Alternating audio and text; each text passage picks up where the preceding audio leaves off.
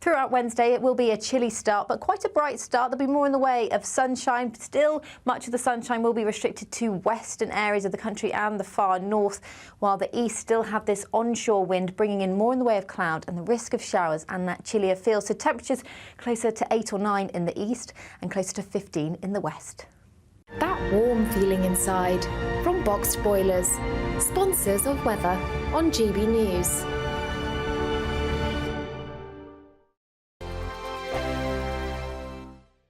It's the final week to see how you could win our biggest prize yet. With thanks to Variety Cruises, a family company sailing since 1942, you have the chance to win a £10,000 7-night small boat cruise for two. With flights, meals, excursions and drinks included, you'll be able to choose from any one of their 2025 Greek adventures. Plus, you'll also win £10,000 in tax-free cash to make your summer sizzle. And we'll pack you off with these luxury travel gifts. Hurry, as lines close on Friday. For another chance to win a prize worth over £20,000, text WIN to 63232. Text costs £2 plus one standard network rate message. Or post your name and number to GB04 PO Box 8690 Derby DE1 9TT. UK only. Entrance must be 18 or over. Lines close at 5 p.m. on Friday. Full terms and privacy notice at gbnews.com/win. Please check the closing time if listening or watching on demand. Good luck. I think the most exciting bit for me is talking to people. People who I think are ignored often by the major news channels. We're going to give news they want to hear. There's a voice there that needs to be heard. I think there's a chance here for a diversity of opinion to be expressed, which you don't find elsewhere. It's really exciting. We don't hold back. We're free to say how decisions that are taken here affect us all around the country. Only on GB News, the People's Channel, Britain's news channel. Your weekend starts here with Friday Night Live with me, Mark Dolan, 8 till 9 on GB News. Big stories, big guests and big laughs as we get you ready for a cracking weekend. That's Friday Night Live with Mark Dolan, Fridays 8 till 9 on GB News. Bring your own drinks, the admission's free.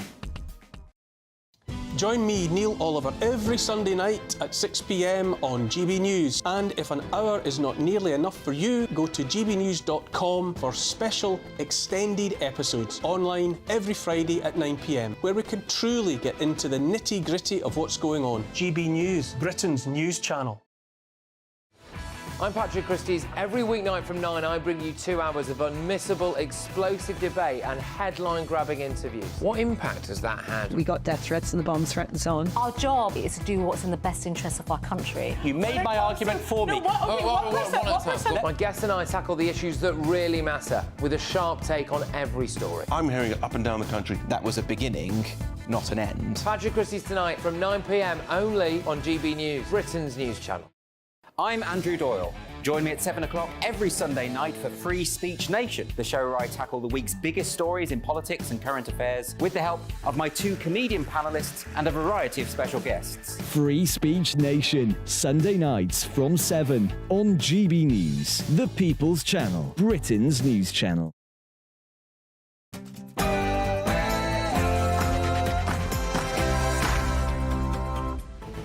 Good afternoon, Britain. It's 12 o'clock on Thursday, the 25th of April. Scottish Government collapse. Holmes's use of power sharing agreement has fallen apart, leaving the SNP limping on alone. The First Minister says the move is an act of leadership. The Scottish Greens say it's political cowardice. Full steam ahead. Labour say they'll renationalise the railways if they get into power.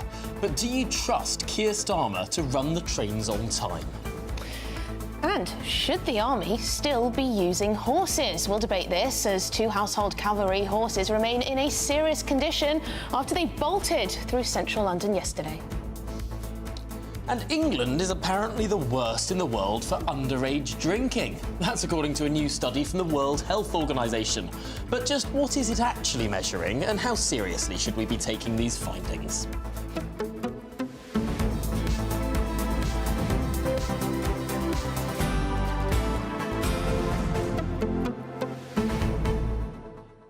And good news if you're a fan of the Rwanda deportation plan, because the Rwanda bill has finally become the Rwanda Act. Act. Yes, no longer are we allowed to say the Rwanda bill because as of the last half an hour or so, the King has signed it into law. There he is with his famous red box, and the official process of royal assent has taken place, meaning that now it is the Rwanda Act. Yes, and no excuse now for the government not to get those flights off the tarmac. Or will there be more legal challenges? Will there be more difficulties to get these flights off? We'll be bringing you all the latest on that and everything else today. So please do get in touch, gbnews.com/your say. I want your views on Humza Yousaf. What does this mean for the SNP? Is this worse for the Greens? Is this worse for the SNP and Humza Yousaf's future? Yes, as First Minister? Will he be able to, crucially, be able to pass any legislation at all? If he can't get the votes for a budget, and there's no reason the Greens will have to vote for a budget now, there's no reason the Lib Dems would, why would the Labour Party? Why would the Conservative Party? If he can't pass legislation, does that then mean that an election, an early election, becomes inevitable? And could it be the end of SNP-led administrations in Scotland? They've been in power north of the border since 2007.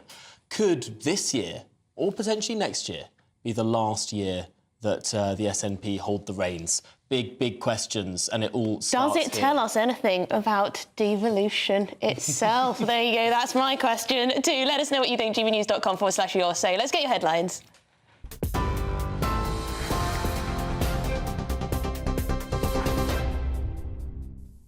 Good afternoon. It's 2 minutes past 12. I'm Sophia Wensler in the GB newsroom. Your top story, Donald Trump says that US presidents must be immune from the threat of prosecution. He spoke to those gathered outside a court in New York this morning as his hush money case continues. It's a big day for the former president. In a separate case, the US Supreme Court will hear arguments later for why he should be immune from charges related to efforts to overturn the 2020 election. We have a big case today in the Supreme Court on presidential immunity. A president has to have immunity. If you don't have immunity, you just have a ceremonial president. You won't have a. Do you know about the payments? So we have a big, very big case going. Here in the UK, the Post Office's former head of partnerships says she's truly sorry for the devastating effect caused to wrongly convicted sub-postmasters. The ongoing inquiry is examining governance, redress and how the Post Office and others responded to the IT scandal. Angela van den Borgod told the Post Office that she says hopes her evidence will give all those wrongly convicted the answers they deserve. Saying sorry, I know, doesn't change what's happened, but I do want to say to everyone impacted by wrongful convictions and wrongful contract terminations that I am truly, truly sorry for the devastation caused to you, your family and friends. I hope my evidence will assist this inquiry with getting to the answers you and so many others deserve. Now, the Scottish Greens have accused the SNP of an act of political cowardice in ending the power-sharing deal. It comes after Scotland's First Minister, Humza Yousaf, called an emergency meeting of his cabinet later. The breakdown of the power-sharing deal follows criticism of a decision to scrap the country's 2030 climate target and the manner in which a review into gender services was conducted. The end of the deal means the SNP will now be forced to operate as a minority government. Labour is promising to renationalise the railway if it wins the next general election. The party says it will be the biggest overhaul in a generation and claims the taxpayer will not pay a penny in compensation costs. It would mean all networks would transfer to public ownership within Labour's first term. Current government proposals would see the creation of a public sector body which would award contracts to the private sector. But Labour's plan goes further, promising to establish a publicly owned network led by rail industry experts. The system of grading schools with one-word judgments should stay. That's according to the Department of Education. The government says grades such as outstanding or inadequate provide significant benefits and give parents a succinct summary of schools. The grading system came under scrutiny following the death of head teacher Ruth Perry, who took her own life after a report downgraded her school.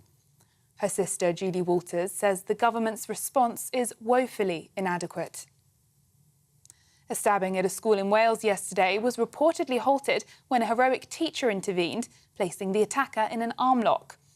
Arman Valley School was put into lockdown yesterday when a student allegedly attacked 2 teachers and a pupil. Their injuries are not life-threatening. Daryl Campbell, a teacher and chairman of a local rugby club, reportedly disarmed the alleged attacker, putting her in an arm lock until emergency services arrived. The school will remain closed today while forensic teams investigate, and the suspect remains in custody. The government is accusing Labour of failing to keep Britain safe after the party declined to support an increase in defence spending. The Prime Minister says £75 billion of new funding will show our enemies that we are resolute and determined. But Shadow Financial Secretary James Murray says the government hasn't laid out a clear plan, while the size of Britain's army has actually been reduced. The government haven't set out their spending plans up to 2030. So, if the government want to publish their spending plans to 2030 and explain how they're going to get there, then we'll look at them, of course. And actually, I think that, at the moment, people are keen as well to judge the government by their record, because they have been in power for 14 years. We know that over £15 billion has been wasted on mismanaged defence procurement since 2010. We know how much the army has been reduced. People, I think, will look at the government's record over the last 14 years when considering how much they can trust any of the promises they're making now. And the number of shoplifting offences recorded by police in England and Wales has risen to the highest level in 20 years. Over 430,000 offences were logged by forces last year. That's up more than a third on the year before. It's the highest figure since current records began, according to the Office for National Statistics, which described the latest increase as notable. It comes after major retailers raised concerns about the rising cost of theft. And for the latest story, sign up to GB News Alerts by scanning the QR code on your screen or go to gbnews.com/alerts. Now it's back to Tom and Emily.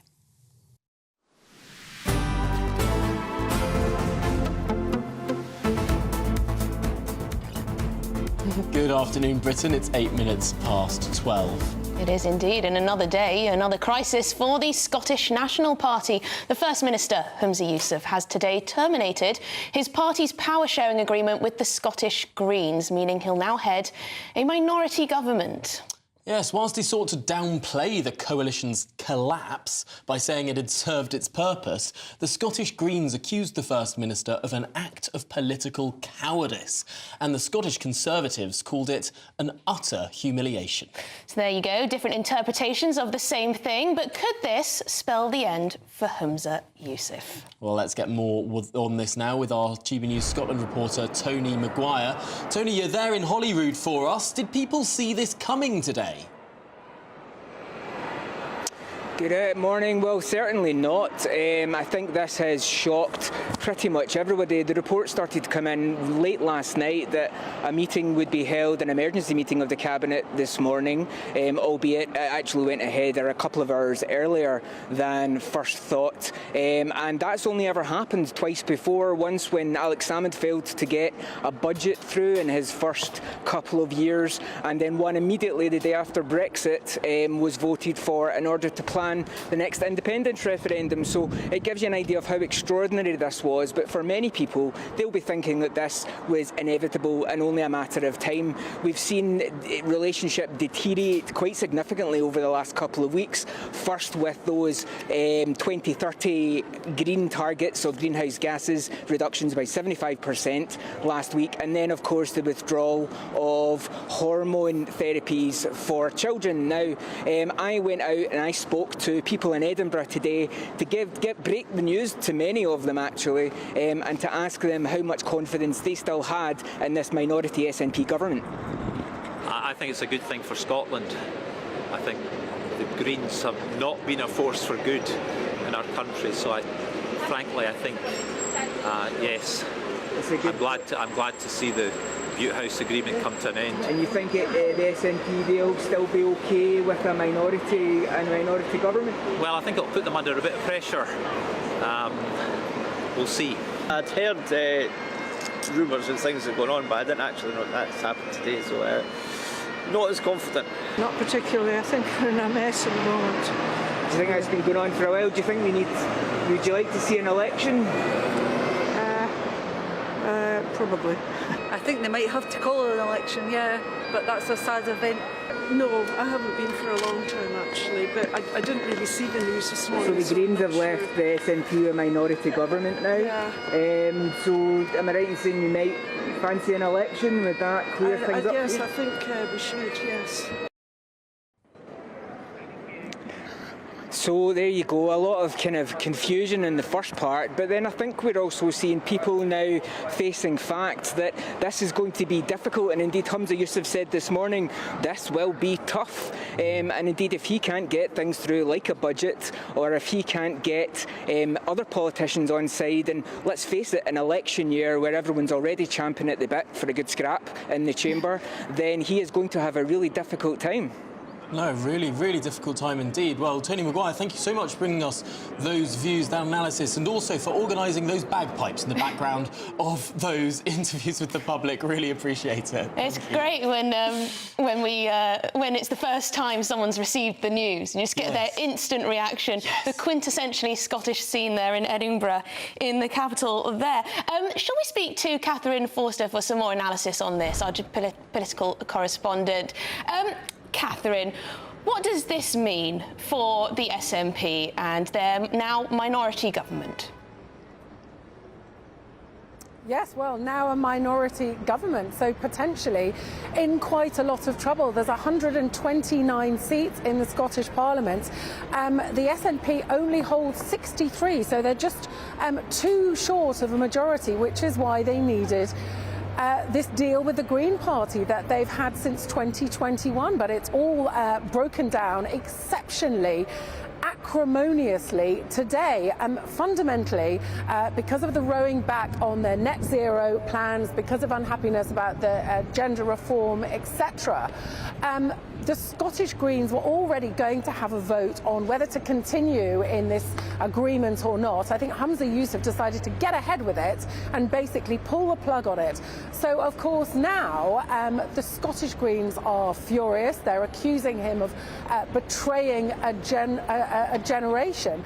Now, fundamentally, the SNP's only real friends were those 7 Scottish Green MPs, in that they also wanted independence. Of course, the Conservative MSPs don't, nor do Labour. So this is really, really bad news for Humza Yousaf, the fact that now he's going to have a minority government. I mean, yes, it's his choice, but it's going to be difficult. And of course, it just piles more woe upon him, doesn't it, given that it's only a week or two since the arrest of Peter Murrell, of course, the former SNP treasurer, Mr. Nicola Sturgeon, if you like, now being charged with embezzlement after a year-long police investigation which saw those extraordinary scenes of a blue police tent in the Sturgeon's front garden. So Humza Yousaf, he's only had just over a year in power.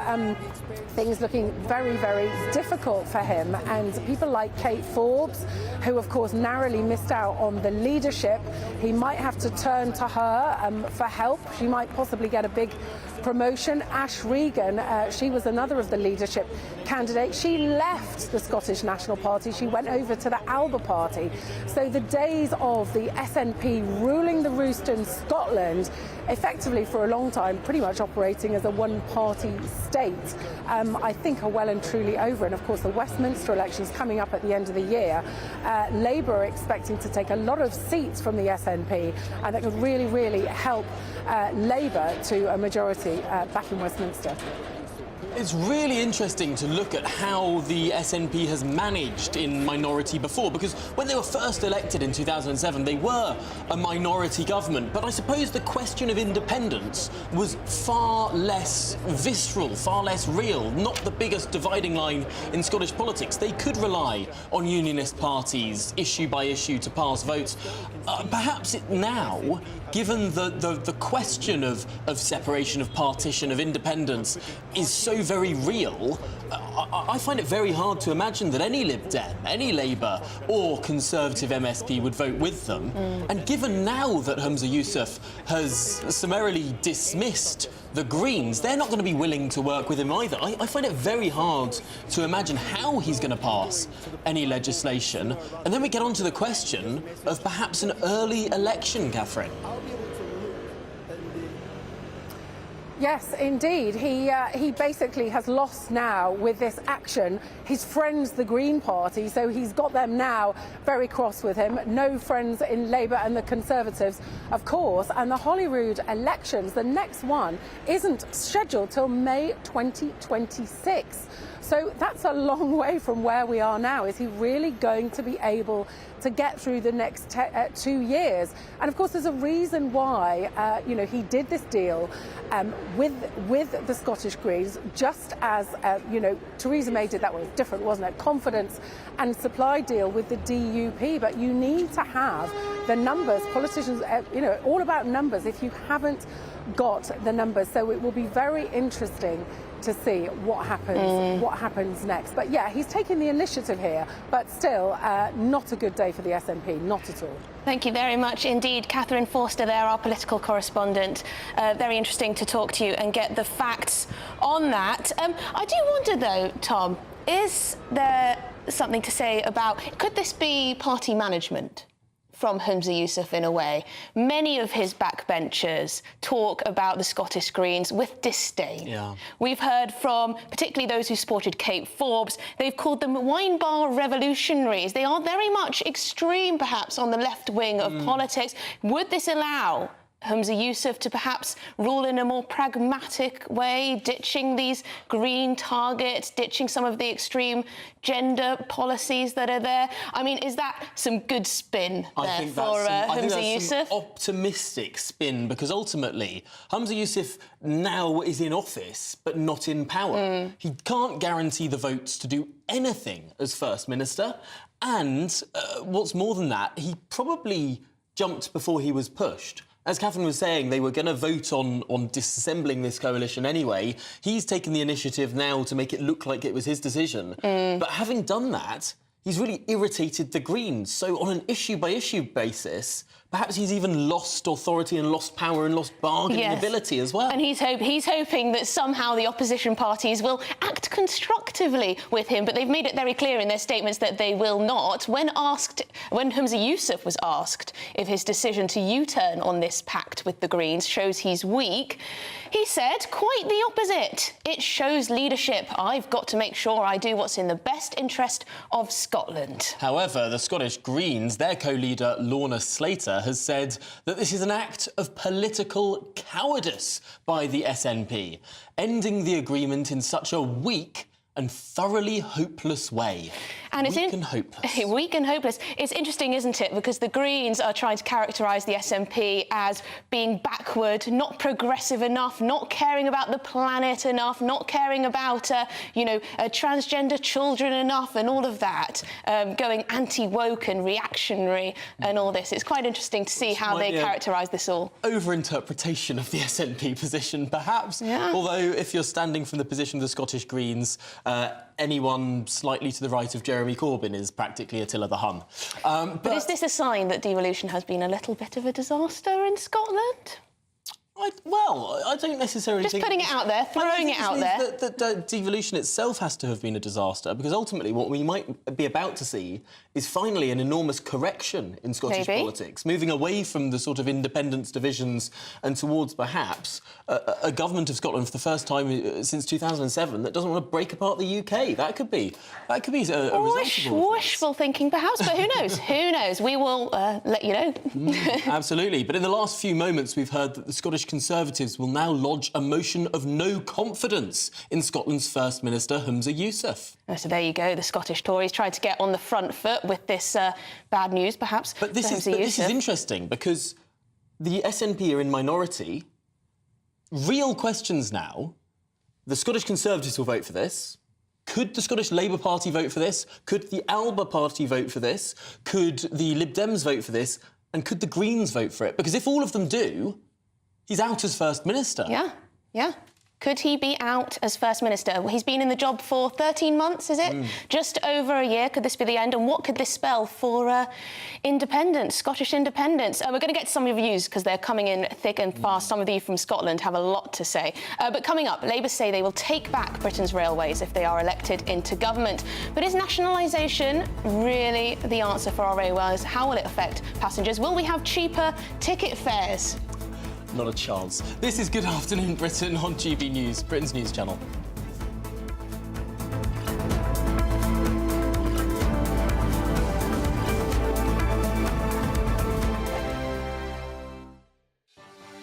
Martin Daubney, weekdays from 3 p.m.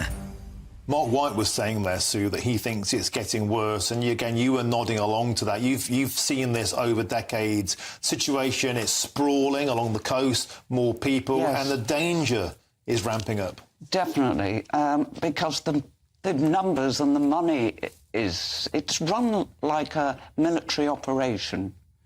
I mean, I've been told that by the National Crime Agency, and I don't need to be told it by them to know it. It is meticulous, because there's so much money involved.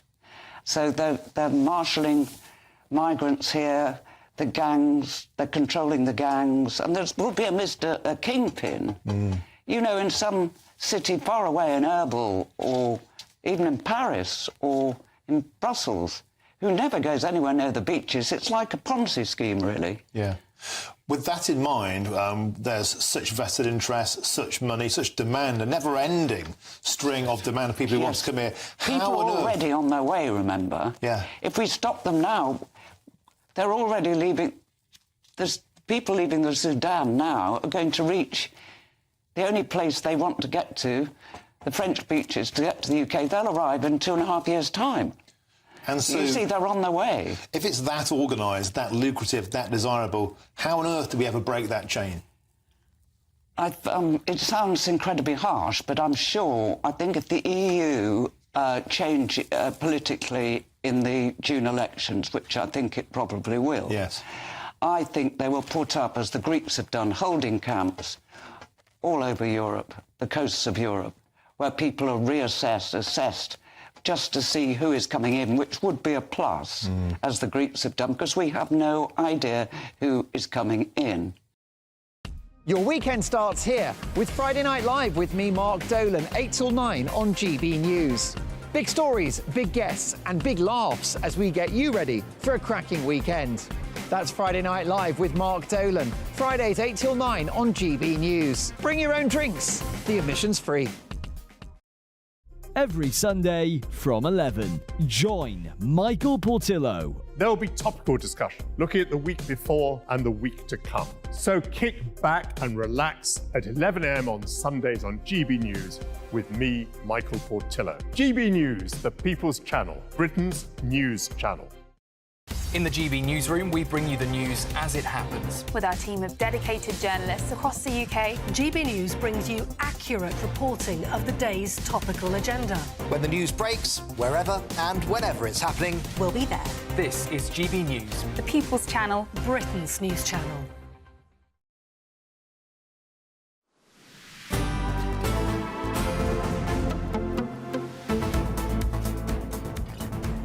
Well, welcome back. You're watching Good Afternoon Britain, and lots of you have been getting in touch with the news coming out of Scotland. Archie says, I live in Scotland. We need the SNP out. The only thing is they will be replaced by Labour, which is not good as they voted for the gender bill along with the other SNP bills. So there will be no difference. That's what Archie has to say. Yes, and Jackie says that there's nothing progressive going on. We were talking about whether or not these parties were progressive or not. Tax is the highest level, services in shambles, repeating conversations we had in the 70s. Nothing has progressed anywhere. Yes, and Isabel says devolution in Scotland has been a complete failure and a waste of money. Hopefully this is the end of the SNP, who has completely destroyed Scotland. She says strong views on the SNP here, and Steve says this is the SNP now stuffed. Is it? Is it? Well, Kes says that the people of Scotland, Wales and Northern Ireland should all have referendums to ask if they want to keep their devolved parliaments, which I'm not sure if I'm quite in favour of yet more referendums on these questions. I wouldn't mind. But then I've always been sceptical of devolution. I think once you give an inch, you give a mile. You'll never... And, I mean... But once you hold a referendum in Northern Ireland about keeping the Assembly, then you might have to have another disastrous, referendum. Yes. I don't know, I just wish that, you know, the SNP would like to stay within the United Kingdom. But anyway, can you trust Labour to run the country's railways? In one of the biggest election pledges, at least one of the most eye-grabbing ones so far, the Shadow Transport Secretary, Louise Hay, is promising to nationalise rail services one by one, a policy she actually revealed right here on GB News back in January. We've got a plan to fix the railways as a whole, which involves bringing operators into public ownership, but that will actually bring significant savings. Our railways are really wasteful at the moment because they're so fractured, and I'll be setting out plans actually in just 2 or 3 weeks' time that will demonstrate how we'll save money and how that money will be reinvested into the railways. To bring those operators into public ownership, all of them, absolutely, within the first term of a Labour government. So that's what she said a few months ago. But today, she's officially unveiled the plan. She says it will save the taxpayer billions because privatisation is not working. But under the Conservatives, our railways have become a symbol of national decline, of a country that no longer works and a government with no plan to fix it. Cancellations are at record highs. Fares have risen almost twice as fast as wages since 2010, and strikes are costing us £25 million a day. Today's broken model simply doesn't work. But what is today's model, and is it really all that privatised anyway? Well, joining us now is The Independent's travel correspondent Simon Calder, because Simon, we're talking about this as if this is going to be an enormous change, but I'm looking at a number of franchises that currently run in the UK, perhaps most famously the East Coast Main Line. I mean, that's currently run by the government.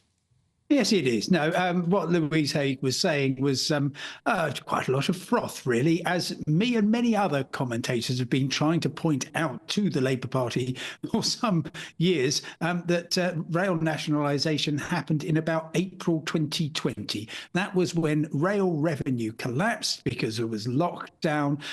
There are still lots of trains running. They just didn't have any passengers on them, and certainly nobody was paying any significant fares. So the rails are effectively in public ownership already. What we have got is that a significant number of train operators are private companies that are paid by the government to run those services. And yeah, it's a couple of percent on the bill. And certainly there's an argument for saying, well, that's 2% too much. But it is so little that of the problems of the railways that it's almost not worth bothering with. I put it on a par with her saying, yeah, we're going to have instant repayment if your train is late. Well, that's fine, but I'd rather the trains were on time, thank you. So tackle the symptoms, not tackle the causes, not the symptoms. So, Simon, are you essentially saying that perhaps the Labour Party know that, in general, this is a popular policy? When the public are asked, do you want to renationalise the railways, lots of people say yes. So this is just something that they think will get a few votes rather than change dramatically the way we use trains.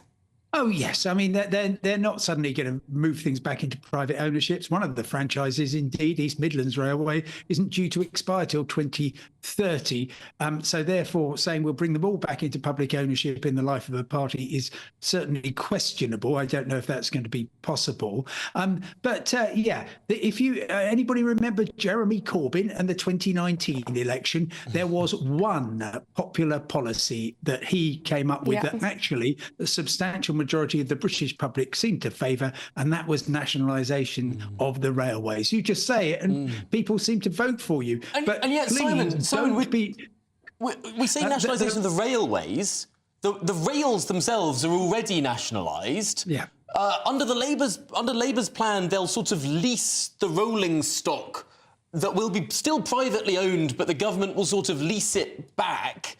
It doesn't really sound like it's a wholesale change, particularly. No, well, it's not. And that's because the railways are such a financial and operational shambles at the moment that honestly, it is going to be the most toxic of chalices that whoever is the next Transport Secretary has to pick up, because you have a system that is costing, and there will be many taxpayers watching your programme right now, £240 per second in subsidy. Wow. To keep a pretty ramshackle railway sort of running. It is an outrageous cost. We're just going into the third summer of strikes involving train drivers. Whoever comes in as Transport Secretary really has to be incredibly bold and say, sorry, unions, no, you can't carry on the same way that you have for over a century. We're going to have to get you to work smarter. Certainly fares, we're going to reform them. But I tell you what, that will mean a number of people paying quite a lot more for their train travel. The unions are very bullish, though, aren't they? Easier said than done, battling with the train unions. They are probably the strongest in the country, a history of being very, very powerful indeed. Simon, we're going to have to leave it there, but fantastic to talk to you. Simon Calder, who is, of course, the Independent's travel correspondent, currently in Venice. Lovely. Yeah, lovely. Well, thanks, Simon. Anyway, when we come back... Yes. Go on. Oh, no, I was going to say... I thought you had a little thought. I did have a little thought. Probably too long a thought to squeeze in here. So maybe after the break. We'll talk about it after the break, because we're going to go to a break now. But we'll be looking at the warning signs of underage drinking after the World Health Organization, in their infinite wisdom, has shown the UK to have the worst rate of child alcohol use in the world. But what does it actually mean? All of that after your headlines.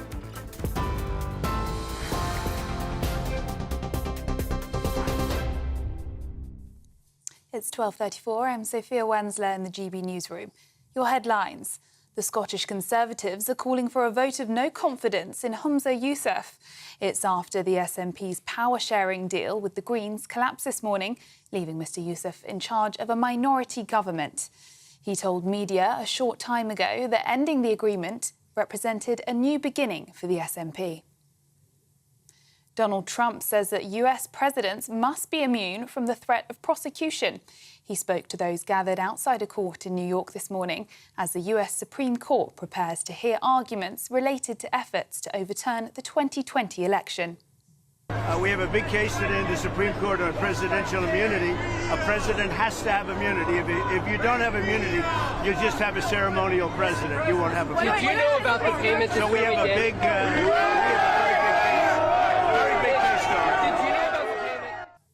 Former Post Office Head of Partnerships, Angela Vanden Bogard, has said she is truly sorry for the devastation caused to wrongly convicted sub-postmasters.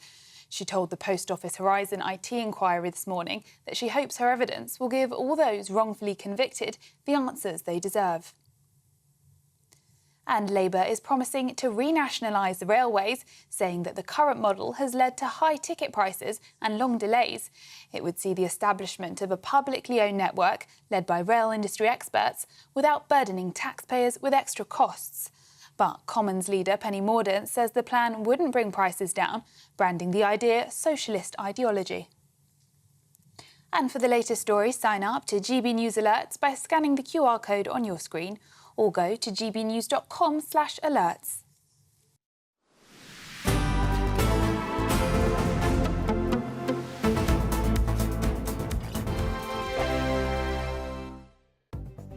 The latest GB News travel. Clockwise on the M60, it is all open. On the exit slip road to Trafford Park at Junction 9, an earlier broken down vehicle saw a lane closure. That's reopened, the broken down vehicles removed and traffic coping well. There is a lane closure in both directions on the M6 whilst emergency repairs take place between 35 to Kirkby Lonsdale at 36. Traffic is coping well there at the moment. Southbound on the M6, an earlier broken down vehicle Great Bar to the Spaghetti Junction has cleared. It's also cleared for the northbound side of the M6 due to an earlier tipper truck that was broken down. There was a lane closure at Spaghetti Junction. That's reopened. Spaghetti Junction through to Great Barn now on the move. Westbound on the M4, it is looking slow at Llansannet at 44. A lane closure on the exit slip road to barrier repairs. You can stay up to date throughout the day by visiting our website gbnews.com. Farage, Monday to Thursday from 7 p.m.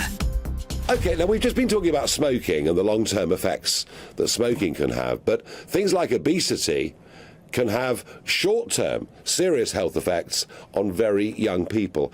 Has there been any analysis of these 3 million as to how many would be described as being clinically obese? The data doesn't break down by weight. I would strongly suspect, and certainly there has been analysis of the interaction between obesity, the labour market, that shows that yes, it is a profound challenge within the economy. So I would suspect that there's something there that is at play. And I think that raises an incredibly valid point that we have objectively failed to get a grip on obesity in the last 20, 30, 40 years. It's remarkable to me that the obesity rate amongst children in the 1970s and 1980s, it was about 2%. Today, we have about a fifth of children entering primary school with obesity. I don't think that's a sudden moral failure of those people. I think that's down to the fact that the food on our shelves has got significantly more unhealthy, and we haven't really intervened against that. I want to hear from you one big idea of what we can do to try and improve this. I think we need to finally get some long-term aspiration into this. So we have a net zero for climate. That's a 30-year mission that every government department, every business, every individual has a role to play in bringing down. We know what the contributions are. I'd like there to be a net zero for health. What is the 30-year aspiration for health to make us the healthiest country in the world? And from that, what can every government department, every business, every individual, every community contribute to doing that? Because ultimately, I don't think there's a path to having a strong economy without sorting out the UK's quite dire population health. We are the literal sick man of Europe as it stands.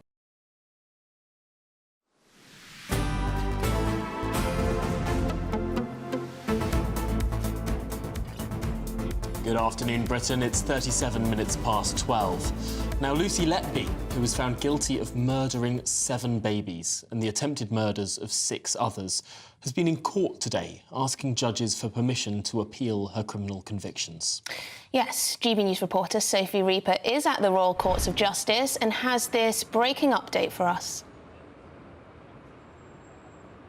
Well, good afternoon to you both. We can bring you that, in fact, here at the Court of Appeal today, a reserved judgment has been made with regards to Lucy Letby's application to appeal. Now, what that essentially means is that today we will not be finding out one way or another whether that application has been approved or denied. It's something that happens quite frequently here at the Court of Appeal, and it's certainly what has happened today. The 3 judges who've been presiding over this appeal, this application to appeal case so far this week, rose simply telling the courtroom that that reserved judgment had therefore been passed. Now, of course, we do know that Lucy Letby, in just under 6 weeks' time, will be appearing once again at Manchester Crown Courts. That's with regards to child K, whom was one of the babies during the original trial, whom the jury were unable to come to a verdict on. But as it stands, we just don't know whether the result of this application to appeal, whether we will know if it's approved or denied before or after that retrial has commenced. So as it stands, all we can realistically say is that the reserve judgment has been passed, and that we just don't know when we will find out the result of that application to appeal for Lucy Letby. Well, we know that when we do, you'll be on top of it. Sophie Reaper, thank you very much for bringing us the very latest there outside the Royal Courts of Justice. Now, in other news, the UK has been warned to crack down on underage drinking after it's been revealed that our country, has the worst rate of child alcohol abuse in the world. Although Tom is shaking his head because it's not necessarily about abuse, rather trying a drink. It's measuring any child who has ever tried any drink. So England specifically is number 1 for say 11-year-olds or 13-year-olds who have ever tried any drink. It's not a great thing either way, though, is it really? Well, it doesn't mean they're problem drinkers. It doesn't mean it's alcohol abuse. It means mum and dad might have given them a little sip of wine at Christmas. That's not a bad thing. Well, let's see what the chair of the Alcohol Harms Commission, Baroness Elora Finlay, thinks of all this. Thank you so much for joining us on the show. As you heard from Tom, he's a bit sceptical of this study. He says it doesn't really show that much about underage drinking just by showing that lots of children have had a try of alcohol.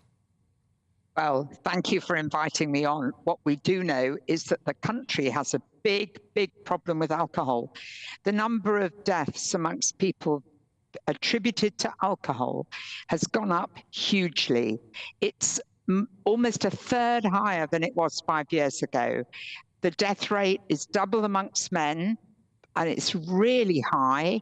It's high amongst women as well, and the Northeast has got the worst data.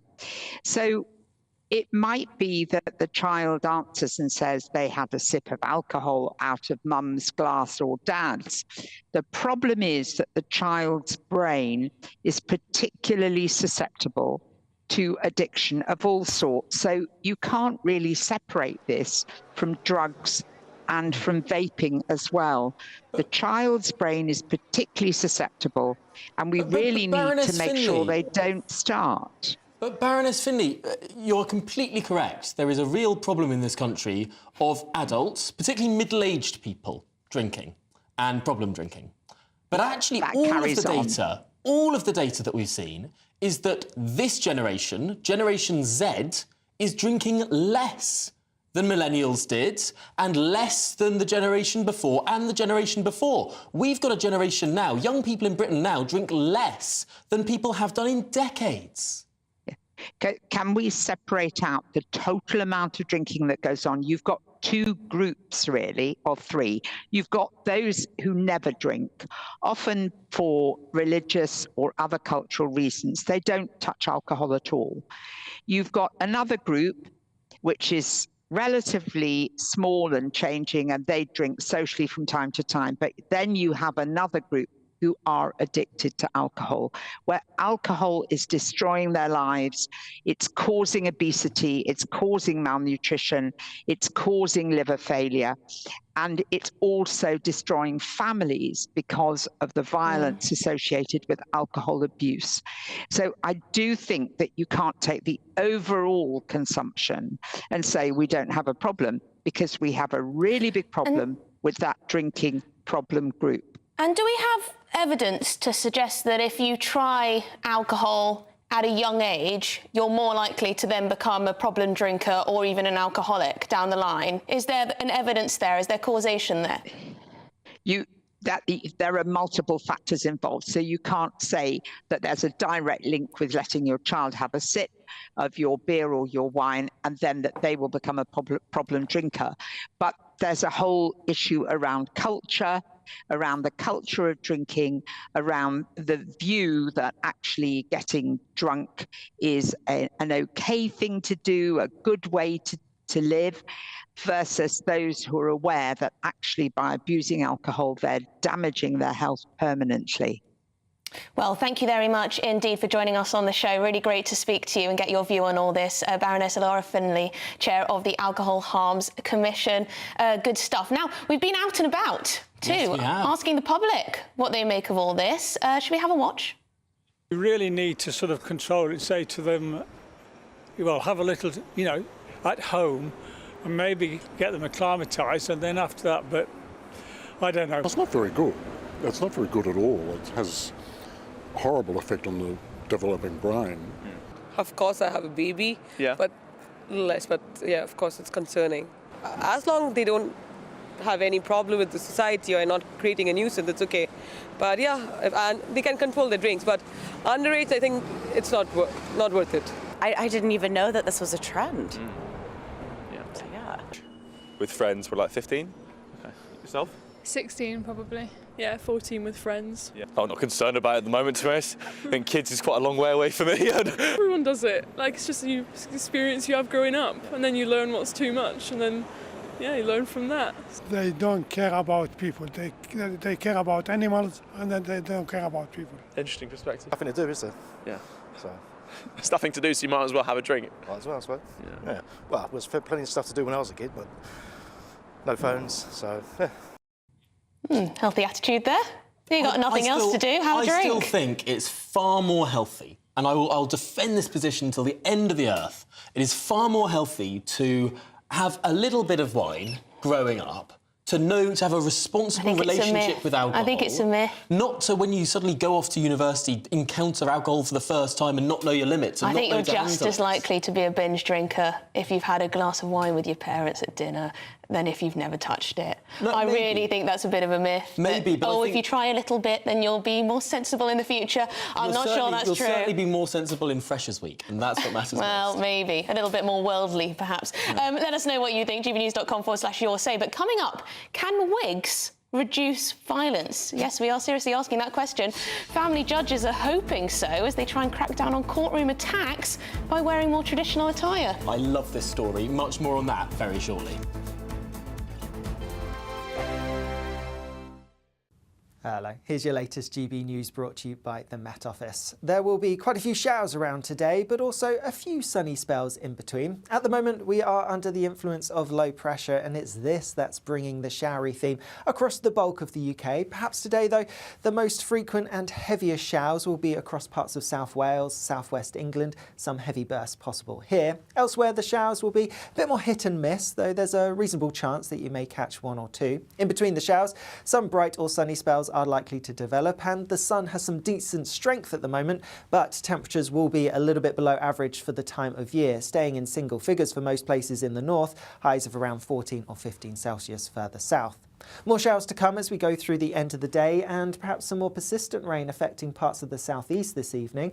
Otherwise then, and overnight, there will be a few more showers at times, but also some clear skies, particularly across some northern areas. And here under the clear skies, temperatures likely to dip, so a bit of frost likely, particularly in prone spots, and there may even be a few pockets of mist and fog first thing tomorrow morning too.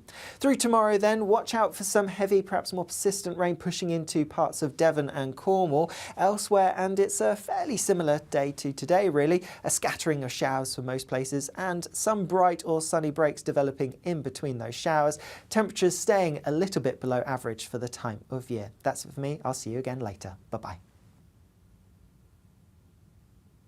Join me, Camilla Tominey, every Sunday at 9:30 when I'll be interviewing the key players in British politics and taking them to task. This report basically says that he's not fit to stand trial. With an upcoming election looming over Westminster, now is the time for clear, honest answers. I agree. And that's precisely what I'll get. Is he indecisive? Incompetent? That's the Camilla Tominey Show at 9:30 every Sunday on GB News, the People's Channel, Britain's election channel. We're GB News, and we come from a proud tradition of British journalism. That's why I'm so excited to be here. It's something so new. The first news channel to be launched in Britain in over 30 years. Launched to represent the views of the British people. To go where other broadcasters refuse to go. How did you find out about the story in the first place? Launched with one aim. To be the fearless champion of Britain. It's an absolutely fantastic atmosphere here. This is GB News. The People's Channel. GB News, Britain's news channel. Are the newspapers getting you down? My wife didn't divorce me that month. Struggling to separate the wheat from the chaff? I know that it's a bit of a circus at the best of times. Well, don't worry. Headliners has got you covered. We'll take the burden of reading the day's news, and if we get depressed, who cares? It's an occupational hazard, frankly. That's Headliners on GB News from 11 p.m. till midnight, and the following morning, 5 till 6 a.m. on GB News, the comedy channel. Nah, just kidding. Britain's news channel.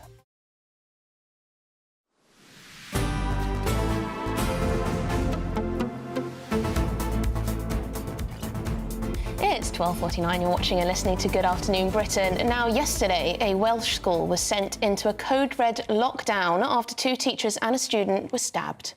Well, joining us from the Amman Valley School in Carmarthenshire, where the incident happened, is GB News reporter Jack Carson. Jack, what update do you have for us? Well, in the last hour, Tom and Emily, we've heard that the three people that were involved in this incident, two teachers and a teenage pupil that were stabbed at the school here in Ammanford yesterday, they've all now been discharged from hospital after being treated for knife injuries. Stafford Powers Police say that officers will still be here at the school throughout the day as the CID now lead this investigation. They are still here on the school, on site, collecting possible forensic evidence, other evidence as well, which can of course support them in their investigations. We know a teenage girl still remains in police custody. The police have confirmed that she still remains in police custody for questioning after being arrested yesterday on suspicion of attempted murder. And Carmarthenshire Superintendent Ross Evans has said in the last hour that there will continue to be a police presence, that they are continuing to understand the level of concern in the community as people, of course, try to process this incident. It's been described as very distressing, the scenes. We've heard reports of children trying to scale some of the 7-foot fences to try and escape the incident, children calling their parents, screaming down the phone yesterday that people had been stabbed. So you can imagine the distress then as the school went into lockdown. So that support is still being available within the community today, the police say, as their investigations continue. But that latest update is that the 3 people that were stabbed in this incident yesterday have now been discharged from hospital. Thank you very much indeed, Jack Carson there. Good to speak to you.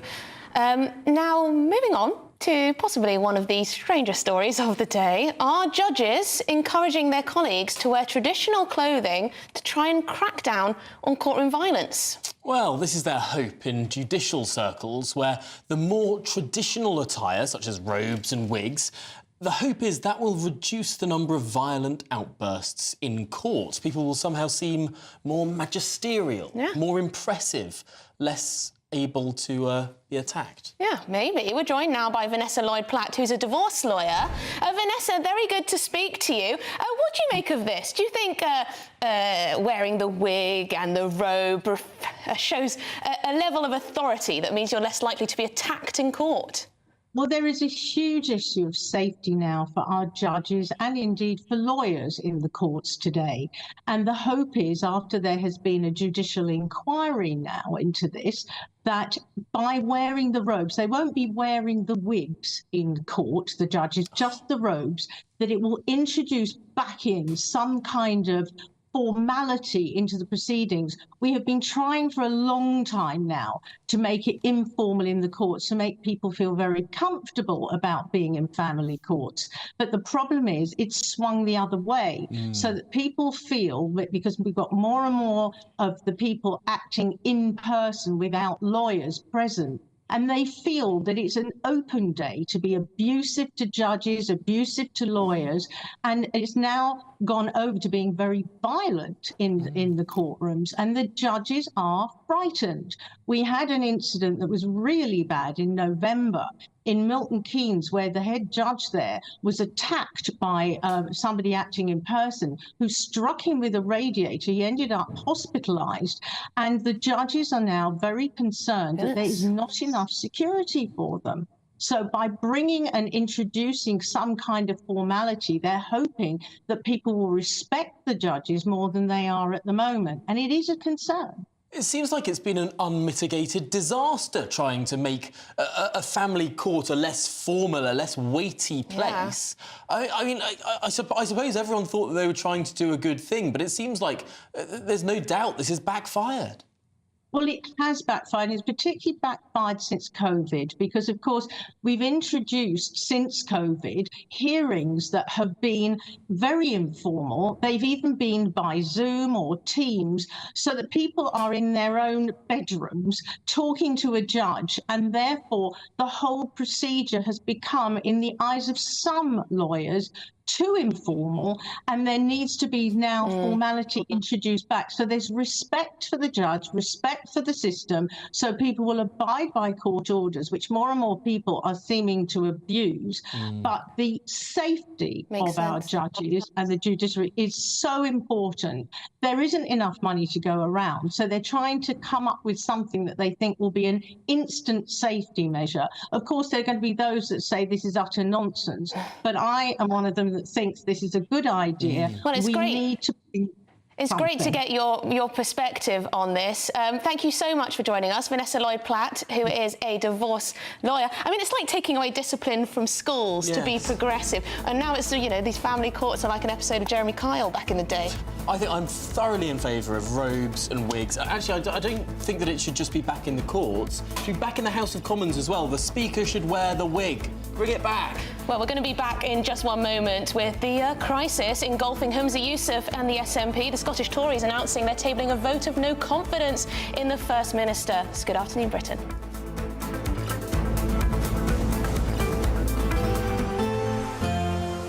A brighter outlook with Box Solar. sponsors of weather on GB News. Hello again. Here's your latest GB News weather brought to you by the Met Office.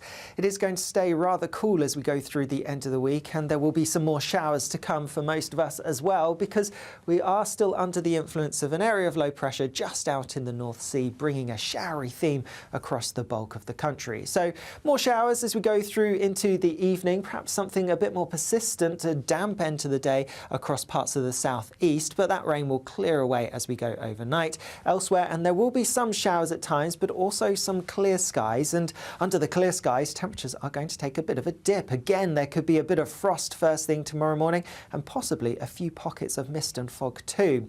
Otherwise, as we go through Friday, then something a bit heavier rain-wise, pushing into parts of Devon and Cornwall as we go through the day.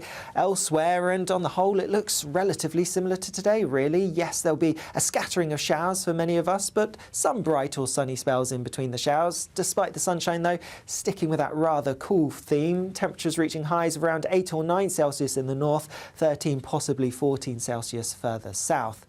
Into the weekend, and there will be something a bit more unsettled still to come. Outbreaks of rain across central parts don't look particularly heavy on Saturday, and a few showers further north, but it's on Sunday when there's the chance that we could see something a bit heavier in terms of rainfall wise, but we are likely to see our temperatures picking up a little bit as we go into the new week. Bye-bye.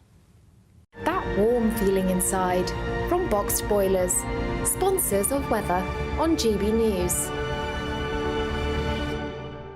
It's the final week to see how you could win our biggest prize yet. There's an incredible £10,000 in tax-free cash to spend however you like. Plus, courtesy of Variety Cruises, a bespoke 7-night small boat cruise for two worth £10,000. With flights, meals, excursions and drinks included, your next holiday could be on us. Choose any one of their 2025 Greek adventures and find your home at sea. We'll also send you packing with these luxury travel gifts. Hurry, as lines close on Friday.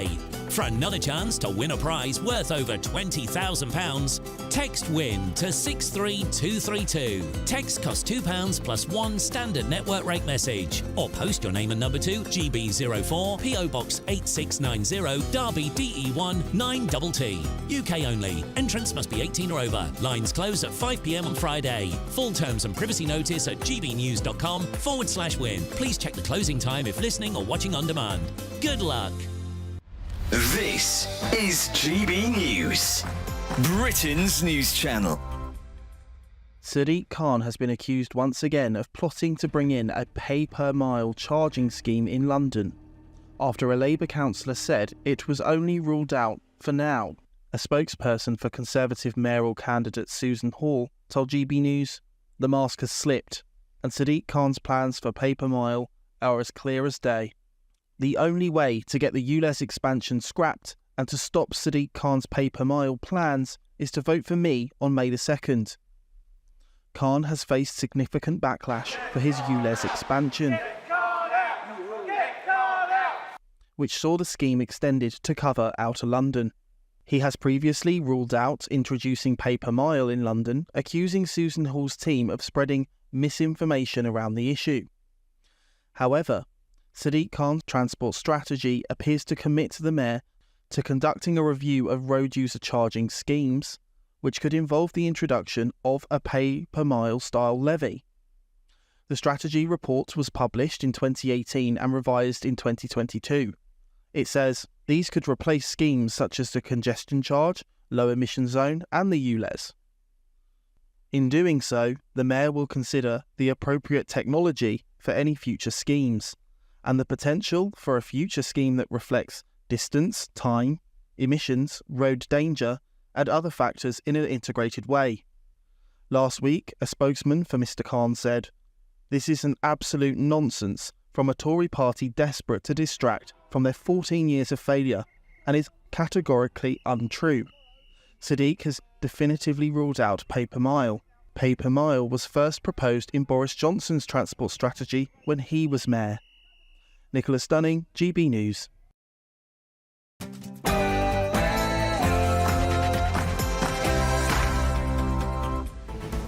Good afternoon, Britain. It's 1 o'clock on Thursday, the 25th of April. Scottish Government collapse. Humza Yousaf's power-sharing agreement with the Greens has fallen apart, leaving the SNP limping on alone, in minority. The First Minister says this is a new beginning. Others are saying this is the beginning of the end. Full steam ahead. Labour says they'll renationalise the railways if they get into power. But do you trust Keir Starmer to run the trains on time? And crucially, will it make the blindest bit of difference to ticket prices? Should the army still be using horses? That's our debate this hour as 2 injured household cavalry horses remain in a serious condition after they bolted through central London yesterday. And England is the worst in the world for underage drinking. That's according to a new study from the World Health Organization. But how seriously should we take their findings?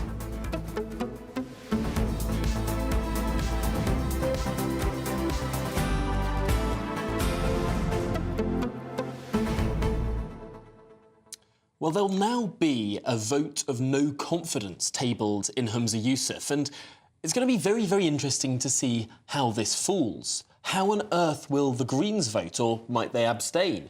How on earth will the Conservatives vote? They'll probably vote no confidence. Will the other Unionists vote no confidence? Could it be that Humza Yousaf is turfed out? Do you think the Greens will abstain? I mean, they've been vicious in their statements on the breakdown of this power-sharing agreement. I can't see them being kind to Humza at his moment of need. I can't, but would they want to vote for a Tory motion of no confidence? I think that might be their get out. Yeah. It all rests really on the Greens, those swing votes.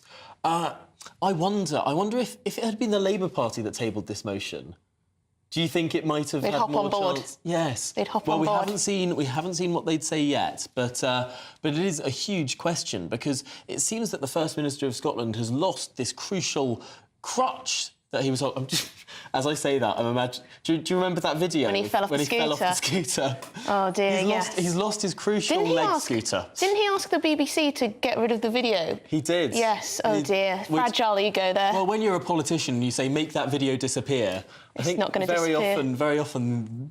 Precisely the opposite. It goes viral. Yes. So if you're thinking of becoming a politician, never ask for a video to disappear if it's already out there. Especially if it's you on a scooter falling off as you whiz down a ministerial corridor. But the serious matter, what does this mean for Scotland? Let us know your views. gbnews.com/your say. Is it over for Humza Yousaf and the SNP? Let us know. But let's get your headlines.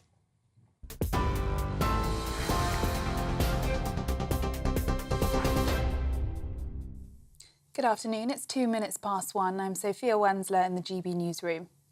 The Scottish Conservatives are calling for a vote of no confidence in Humza Yousaf. It's after the SNP's power-sharing deal with the Greens collapsed this morning, leaving Mr Yousaf in charge of a minority government. He told media a short time ago that ending the agreement represented a new beginning for the SNP. The Liberal Democrats say rail fares should be frozen after Labour unveiled a plan to bring Britain's train services into public ownership. Current government proposals would see the creation of a public sector body which would award contracts to the private sector. But Labour's plan goes further, promising to establish a publicly owned network led by rail industry experts. Liberal Democrats leader Sir Ed Davey says Britain's trains are in a terrible state.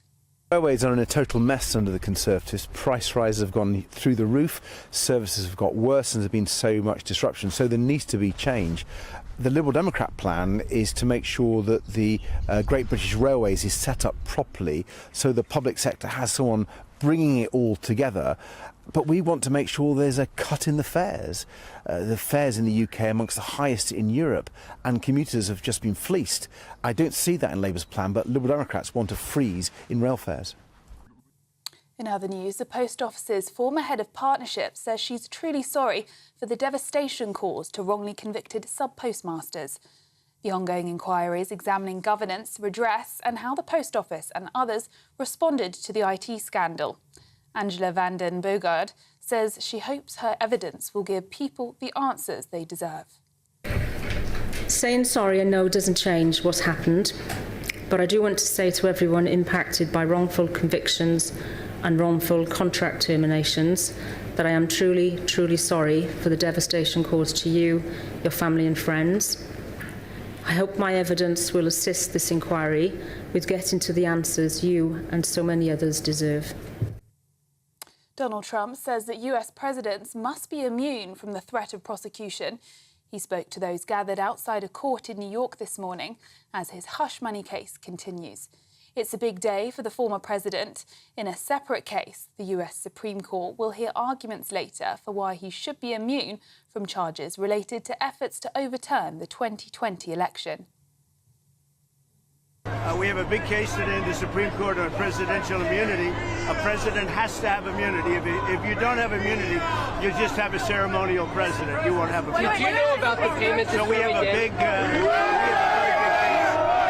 big case going. Now, the system of grading schools with one-word judgments should stay. That's according to the Department of Education. The government says grades such as outstanding or inadequate provide significant benefits and give parents a succinct summary of schools. The grading system came under scrutiny following the death of head teacher Ruth Perry, who took her own life after a report downgraded her school. Her sister, Judy Walters, says the government's response is woefully inadequate. A stabbing at a school in Wales yesterday was reportedly halted when a heroic teacher intervened, placing the attacker in an arm lock. Alman Valley School was put into lockdown yesterday when a student allegedly attacked two teachers and a pupil. Their injuries are not life-threatening. Daryl Campbell, a teacher and chairman of a local rugby club, reportedly disarmed the alleged attacker, putting her in an arm lock until emergency services arrived. The school will remain closed today while forensic teams investigate. The suspect remains in custody. The number of shoplifting offences recorded by police in England and Wales has risen to the highest level in 20 years. Over 430,000 offences were logged by forces last year. That's up more than a third on the year before. It's the highest figure since current records began, according to the Office for National Statistics, which described the latest increase as notable. It comes after major retailers raised concerns about the rising cost of theft. And the most famous red windmill on the top of the Moulin Rouge in Paris plummeted to the ground overnight. Early visitors were stunned this morning to find the landmark broken into pieces on the street. The theatre is currently investigating the cause, though it's not believed to be deliberate. Since opening in 1889, it's become one of the most popular destinations in Paris, inspiring the 2001 film and a stage musical currently playing in London. And for the latest story, sign up to GB News Alerts by scanning the QR code on your screen or go to gbnews.com/alerts. Now it's back to Tom and Emily.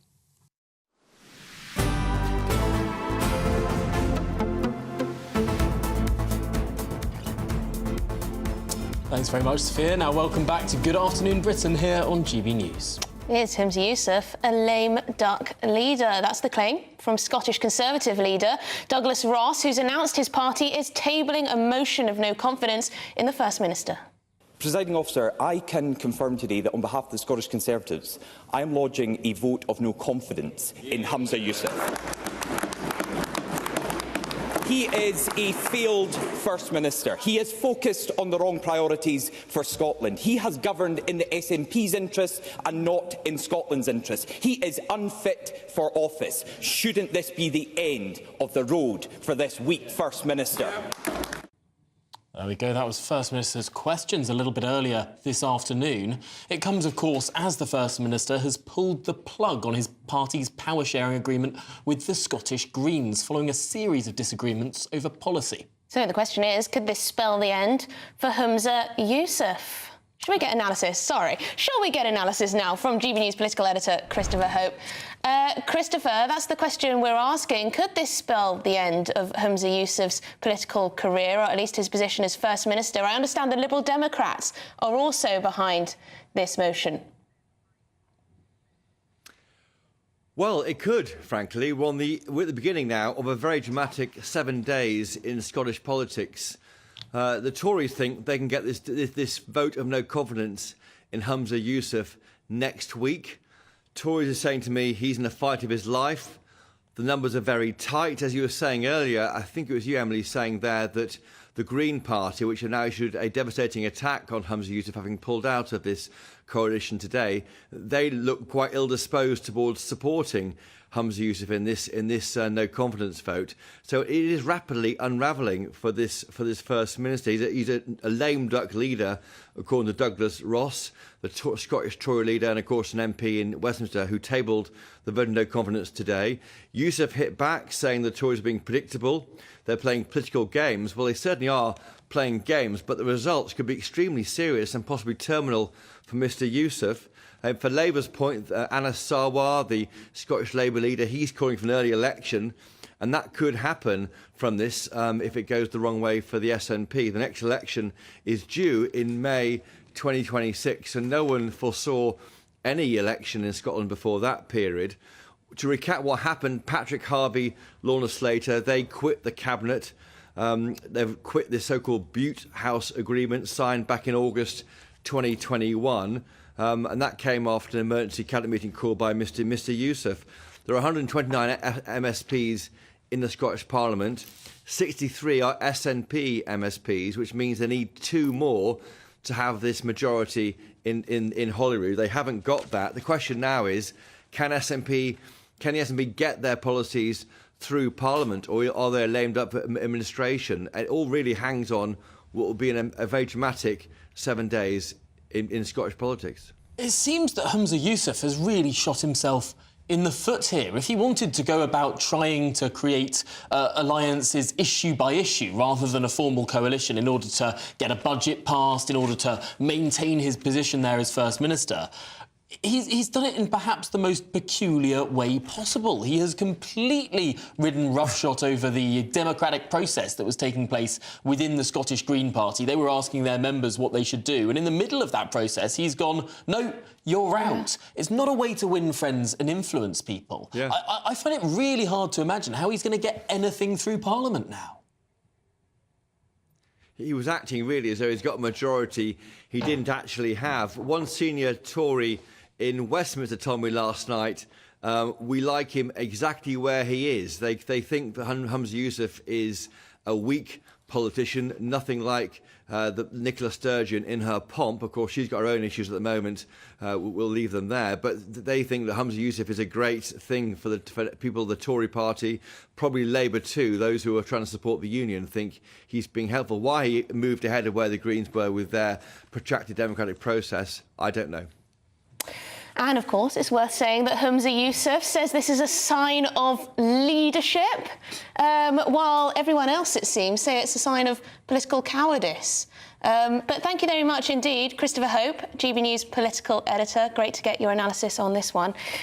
Interesting, isn't it? Do you think Humza Yousaf can somehow frame this as him leading the way? The Scottish Greens weren't cooperating enough with his agenda, therefore he had to take the initiative and separate himself, separate the SNP. We do know that a lot of backbenchers weren't too keen on the Scottish Greens, were they? Why don't we ask what Humza Yousaf himself, who when he became First Minister said it would be tremendously foolish to blow up his coalition agreement. Well, worth its weight in gold. Worth its weight in gold. He's been tremendously foolish today. Let's speak to the Deputy Leader of the Scottish Conservatives, Megan Gallagher. Megan, you're putting forward a table. You're tabling a motion of no confidence. We got there eventually in the First Minister. Who do you think is going to back this? Might you get the Labour Party's support? Might even some Scottish Greens vote for this? Well, we might do, because we do know that the First Minister is a lame duck. We do know that he has presided over a coalition of chaos that has ended in chaos. And there doesn't seem to be any road now for Humza Yousaf to travel down. And all the while, he has led a nationalist government that has been focused on his own party's priorities solely and not the priorities of the country. So that is why we're tabling this motion of no confidence in the First Minister. You saw from First Minister's questions today that Patrick Harvey left a scathing question to the First Minister. So I don't think the Greens are best pleased with what's happened today. But it does look as though the First Minister ditched the Greens before the Greens ditched him. So I think we now need to move forward with this motion. That's exactly what we'll do today. And we will be calling on other parties and other members of the Scottish Parliament to back it. It sounds like you've got the Scottish Liberal Democrats on board. The Greens, do you have a working relationship with the Scottish Greens? Will it be easy for you to convince them to back this motion? Of course, the Scottish Greens are furious currently with the SNP leader and the party, but are they furious enough to back a Tory motion? Well, we'll need to wait and see, but given the question that Patrick Harvie put to the First Minister, they're certainly not best pleased with how the First Minister has acted with ending the Butte House Agreement. Now, the Butte House Agreement has not been successful anyways, and we only need to look at the policies in which the Butte House Agreement has created, such as highly protected marine areas, failure to support our oil and gas sector, the deposit return scheme, of course, and the gender recognition reform bill. So it's never been, a popular agreement. It's just been one that's been sewn up by the SNP and the Scottish Greens. So now is the opportunity for other parties to look at Humza Yousaf's time as First Minister and decide whether or not he's fit to govern. And I certainly don't believe that he is.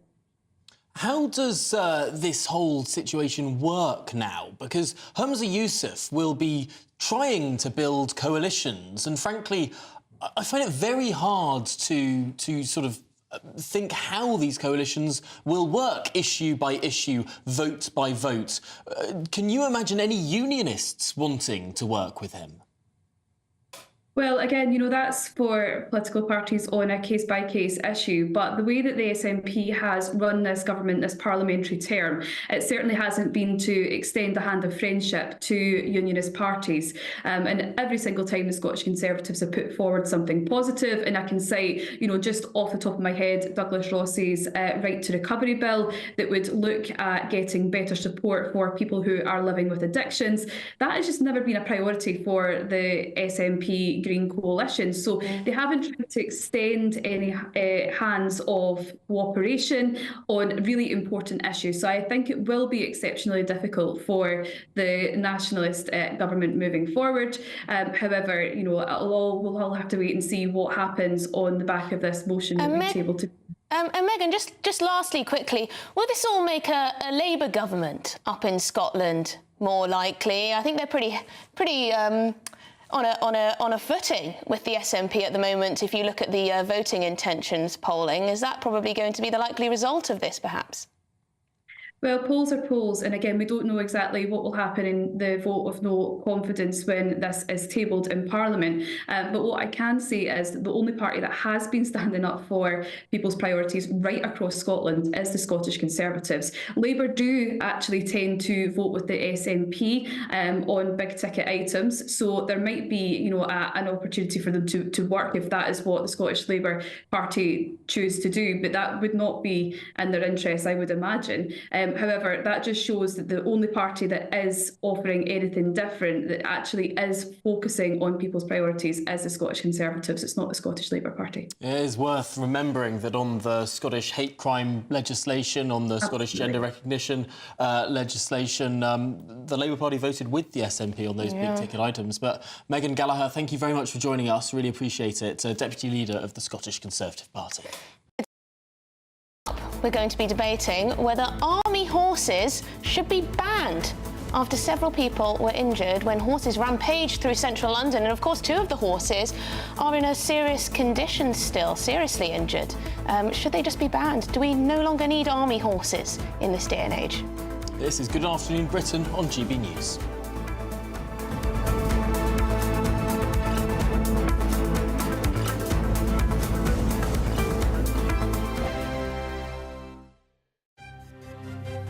GB News Breakfast. Every day from 6 a.m. We're now going to talk about Meghan and Harry. There was a polo match they took part in Miami, and we've got Angela Evan, royal correspondent here. So, what have you picked up from this this polo match? Well, the interesting thing is that the polo thing that's going to be photographed and filmed for Netflix. This is Harry's one. Yes. But there was Meghan centre stage, and she stood there with holding the treasurer. Yes. And actually, who she pushed around was a doctor, Dr. Sophie Chankuka, who's chair of Santabile, the charity that they're doing it for. And she was asked if she would take the trophy. And she said, yes, that's why she came, because the money from the polo match is going to this charity. And Meghan had to push her out the way because she wanted to be in the middle. I've never heard such a disgusting, rude thing to do. That at the end of the day, she's an actress. She knows how to take centre stage. Yes, but this was bullying. You know, Actual physical pushed her. No, she didn't actually physically push her, but she wanted to go next to Harry because it was her charity. And so she bent down under the trophy and then went the other side of Meghan, and then she's all smiling. I mean, that turns my stomach, actually. Yeah. I mean, anybody would know that that's not appropriate. Let Harry have a little thing of his own. He scored the goal that made them win, and you'd think she would be really pleased. He pecked his lips, he pecked her lips. It wasn't actually a great passionate kiss, as the paper said, because it didn't last more than a second. You know, it's just crushed him to nothing.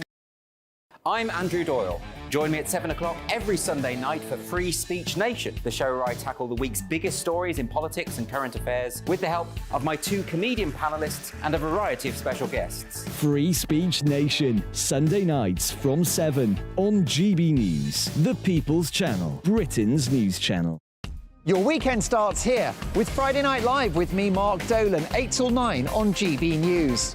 Big stories, big guests and big laughs as we get you ready for a cracking weekend. That's Friday Night Live with Mark Dolan, Fridays 8 till 9 on GB News. Bring your own drinks, the admission's free. Every Saturday, 10 till 12, we'll bring you all of the news that you need to know. We'll also remind you that there is so much to smile about. It's my favourite time of the week. I get to relax, enjoy some light-hearted stories and let Ellie teach me about fashion too. That's Saturday Morning Live, every Saturday, 10 till 12. Only on GB News, Britain's news channel.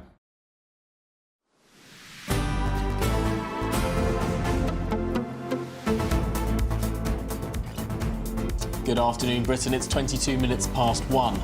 Now, 2 of the 5 military horses that broke loose yesterday and bolted miles through central London remain in a serious condition today, being treated by vets.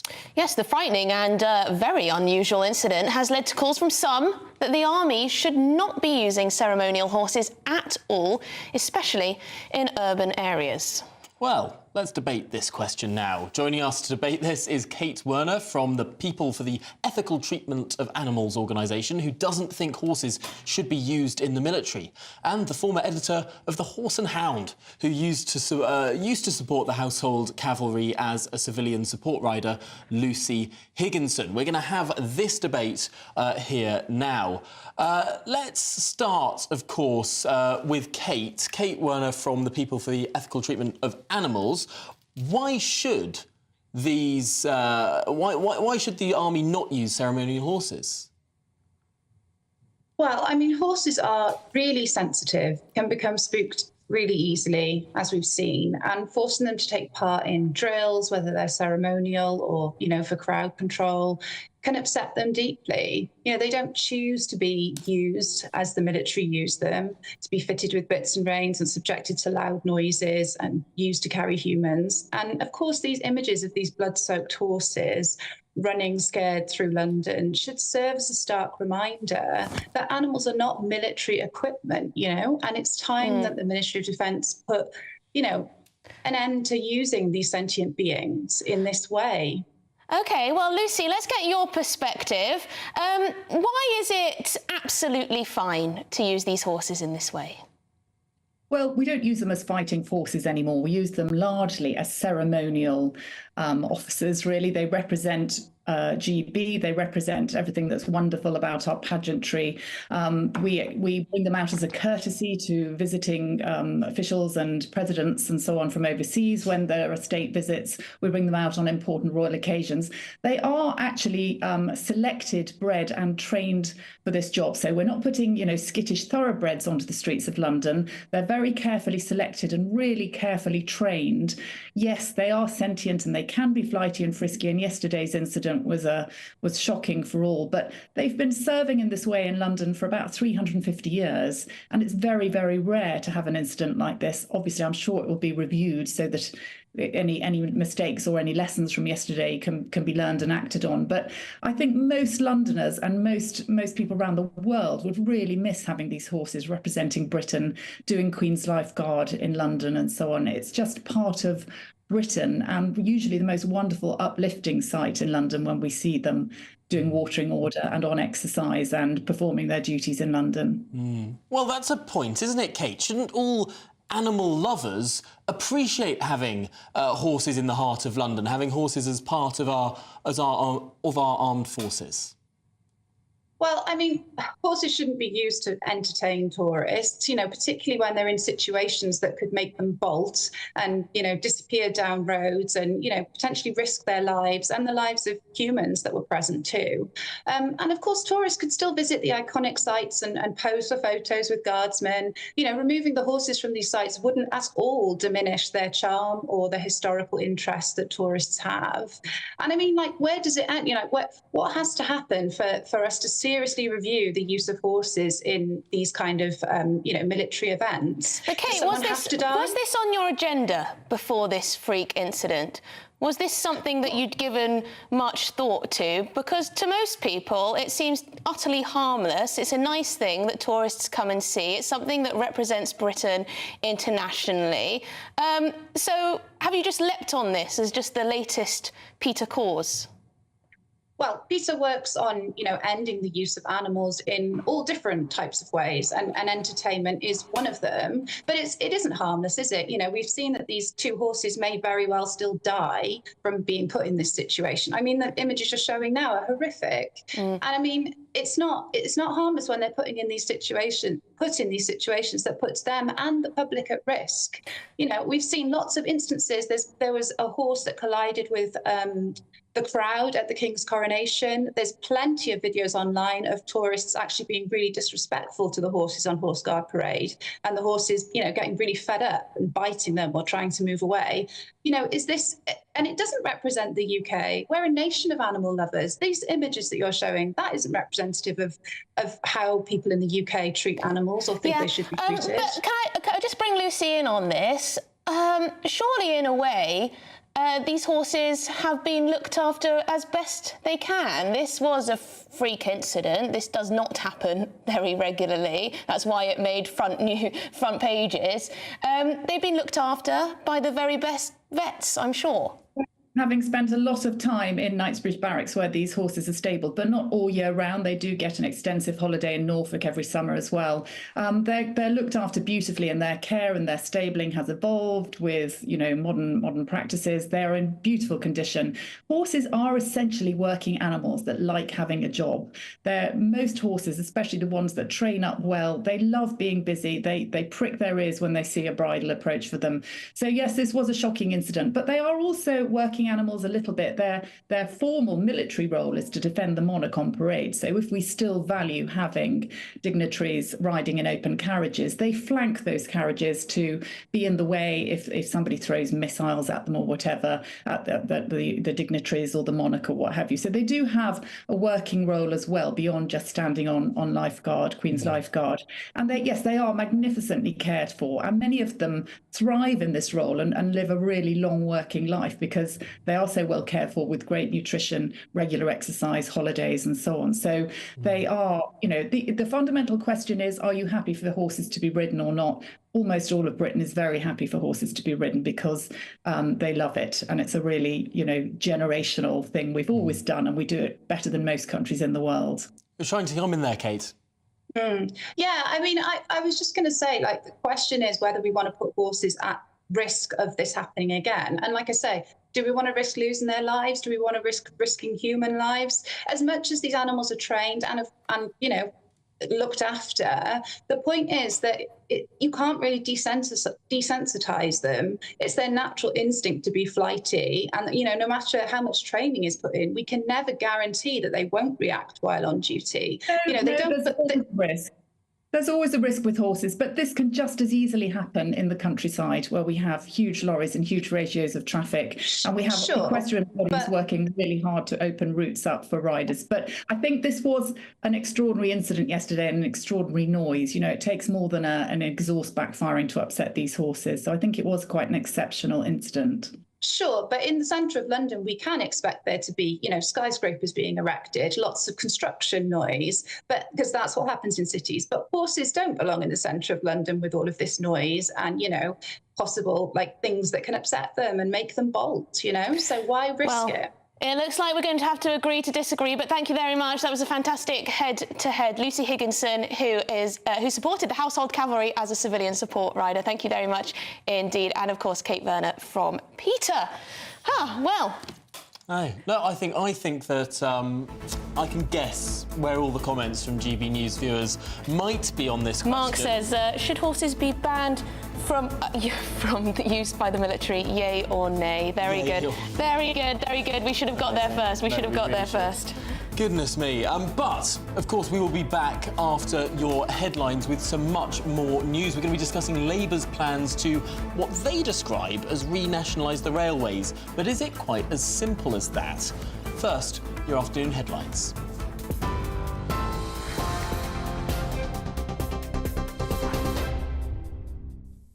It's 1:31. I'm Sophia Wensler in the GB newsroom. Your headlines. The Scottish Conservatives are calling for a vote of no confidence in Humza Yousaf. It's after the SNP's power-sharing deal with the Greens collapsed this morning, leaving Mr Yousaf in charge of a minority government. He told media a short time ago that ending the agreement represented a new beginning for the SNP. The leader of the Liberal Democrats says rail fares should be frozen after Labour unveiled a plan to bring Britain's train services into public ownership. Current government proposals would see the creation of a public sector body which would award contracts to the private sector. Labour's plan goes further, promising to establish a publicly owned network led by rail industry experts. But Sir Ed Davey says Britain's trains are in a terrible state. Railways are in a total mess under the Conservatives. Price rises have gone through the roof, services have got worse and there's been so much disruption, so there needs to be change. The Liberal Democrat plan is to make sure that the Great British Railways is set up properly so the public sector has someone bringing it all together. But we want to make sure there's a cut in the fares. The fares in the UK are amongst the highest in Europe, and commuters have just been fleeced.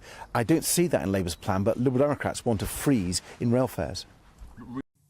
The Post Office's former head of partnerships says she's truly sorry for the devastation caused to wrongly convicted sub-postmasters. The ongoing inquiry is examining governance, redress, and how the Post Office and others responded to the IT scandal. Angela van den Bogard says she hopes her evidence will give people the answers they deserve. And for the latest stories, sign up to GB News Alerts by scanning the QR code on your screen or go to gbnews.com/alerts.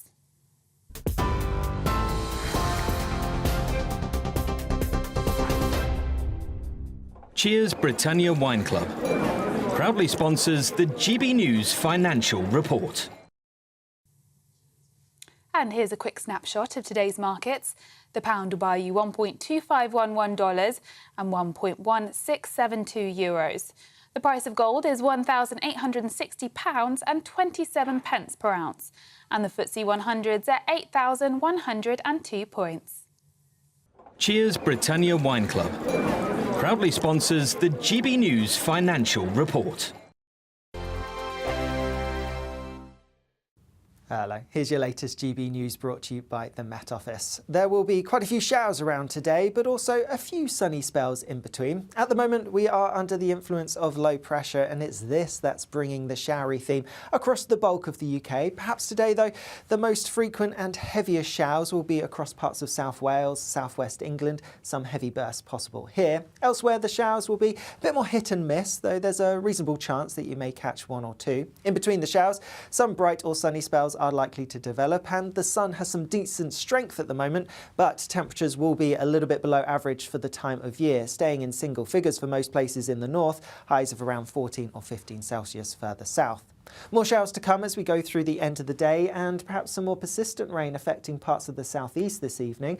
Otherwise then, and overnight, there will be a few more showers at times, but also some clear skies, particularly across some northern areas. And here under the clear skies, temperatures likely to dip, so a bit of frost likely, particularly in prone spots, and there may even be a few pockets of mist and fog first thing tomorrow morning too. Through tomorrow then, watch out for some heavy, perhaps more persistent rain pushing into parts of Devon and Cornwall. Elsewhere, and it's a fairly similar day to today really, a scattering of showers for most places and some bright or sunny breaks developing in between those showers. Temperatures staying a little bit below average for the time of year. That's it for me. I'll see you again later. Bye-bye. The latest GB News travel. Hello, I'm Jules Buckley. Both sides of the M6 struggling from Carnforth at junction 35 to Kirkby Lonsdale at 36. Emergency repairs means a lane shut in both directions. Liverpool St James Street is currently shut from Jamaica Street to Bridgewater Street in queuing. There's a police incident. A northbound M42 at the turn off of Solihull at junction 5. Still slow, but an earlier bump has now cleared. Spaldwick in Cambridge are next. Westbound A14 between Thrapston Road towards junction 16 for Catworth is closed and queuing back to junction 22. That's at the scene of a collision. Now, Whitehall in Westminster closed between Trafalgar Square and Parliament Square. We're seeing delays for the Anzac Day event, and the northbound M3 Farnborough 4-way up to 4 for Camberley. Delays, a lane shut, a broken down car there being recovered.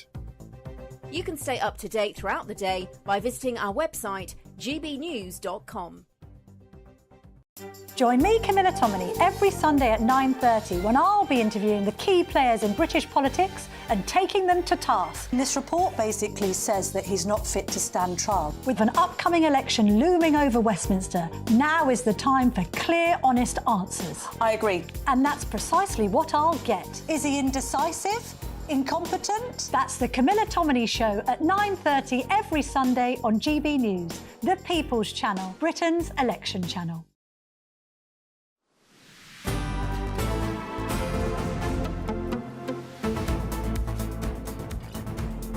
Good afternoon, Britain. It's 36 minutes past 1.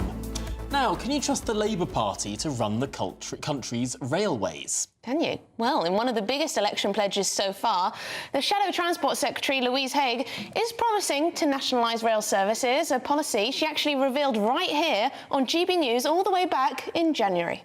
We've got a plan to fix the railways as a whole, which involves bringing operators into public ownership, but that will actually bring significant savings. Our railways are really wasteful at the moment because they're so fractured. I'll be setting out plans actually in just 2 or 3 weeks' time that will demonstrate how we'll save money and how that money can be reinvested into the railways. To bring those operators into public ownership, all of them, absolutely, within the first term of a Labour government. She said that she'd be announcing the details in 2 or 3 weeks. Well, it took 3 or 4 months, but here we are today. She doubled down on the plan, announcing those details, saying it will save the taxpayer billions. Well, does that add up, and could it be a vote winner? Well, here's what some members of the public thought of the plan. I think they should do, definitely. And all other utility companies as well should be renationalised. Well, they certainly can't get any worse. It might be, but then can we afford it? Completely. Why do you think? Because I think it should be a standardisation and you're not always sure of the fares. Definitely. Definitely should nationalise the railways. And all the rest of the utility companies. Well, there you go. It's yes, yes, yes from the public. One of those chaps said, it can't get any worse. Well, it's always a dangerous thing to say, isn't it? Can't get any worse, but look at the ones that are already nationalised. South Eastern, Northern, London North Eastern Railway, Caledonian Sleeper, Transpennine Express. They're all nationalised. Well, joining us now is the Director of Public Policy and Communications at the Institute of Economic Affairs, Matthew Lesh. Matthew, thank you very much for joining us on the show. I'll start by just asking you the basic question. Is it a good idea? Look, I think Labour's nationalisation plans risk being a complete and total disaster. It's worth remembering that the trains have been nationalised before. They were nationalised post-war, and we saw a huge dive in passenger numbers, in the quality of services. Now, they were privatised post-1995, and since then there's been a doubling in passenger numbers to 2019, to over 1.5 billion passenger journeys. Now, you can contrast this actually quite interestingly with the Tube. The Tube remained in public ownership, and the passenger numbers didn't go anywhere near as quickly compared to commuter rail or compared to long-distance rail. When you start diving into Labour's plans, I think it gets a bit farcical here. They're promising all these magical savings and they're going to get rid of bureaucracy. What they're actually doing is creating massive new bureaucracies. They're creating this Great British Railways, which will be responsible for managing the entire network, and it'll somehow be all-knowing and all-seeing, and it'll be perfect at its job. And if that wasn't enough, they're creating another new bureaucracy, a passenger representative, another quango to watch the first quango to make sure that the first quango doesn't screw up. So, I mean, I get really worried about these plans because Labour promises a lot. They say they're going to sort out things like the union strikes. They're going to make sure that the system is living with passengers, that fares don't go up. There's a lot of big promises there, but it's not clear how they're going to deliver it.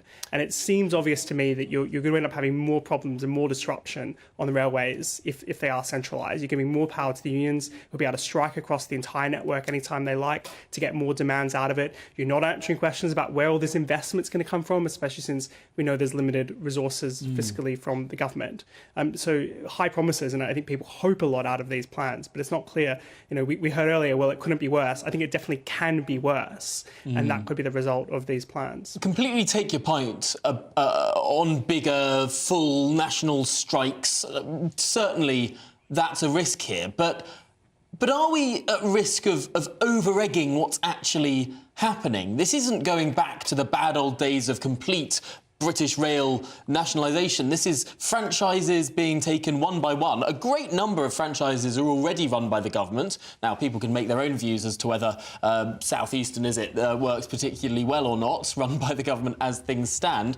But the question is this actually that big a pledge? Will things actually change all that much? We were looking at some pictures there of that blue train going out of King's Cross Station called Lumo. That's what's known as an open access carrier.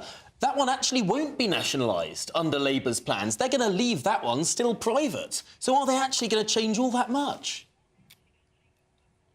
Well, I mean, the first major change, which everyone's very excited about, in fact, the Conservatives are going to do as well, which is to rebrand everything. So you're not going to have Southeastern or Northern, you're just going to have one brand for the railways. What that means in practice, I think you're right, is not particularly much. They're going to be painting some new livery onto the existing trains.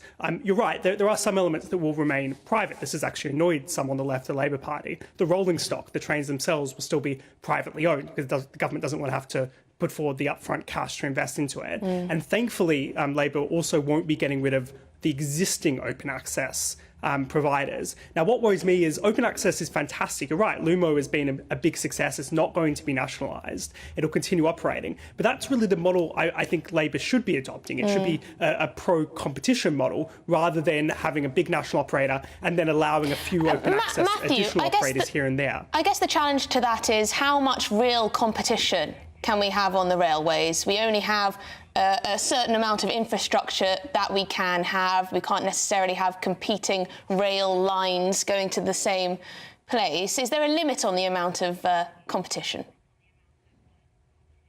Look, it's clearly not limitless, and there are different ways to set up your railway systems, in order to encourage competition. I think we could certainly have more competition and more operators than we currently do. I mean, we've seen the franchise system was basically, for the most part, giving a monopoly to one operator on a line and then them using already notably nationalised infrastructure that didn't operate that well. Nobody thinks that was a particularly fantastic model for the railways. It seems clear to me that a much better model would be to have more competition, have more competitors, even if on the same lines.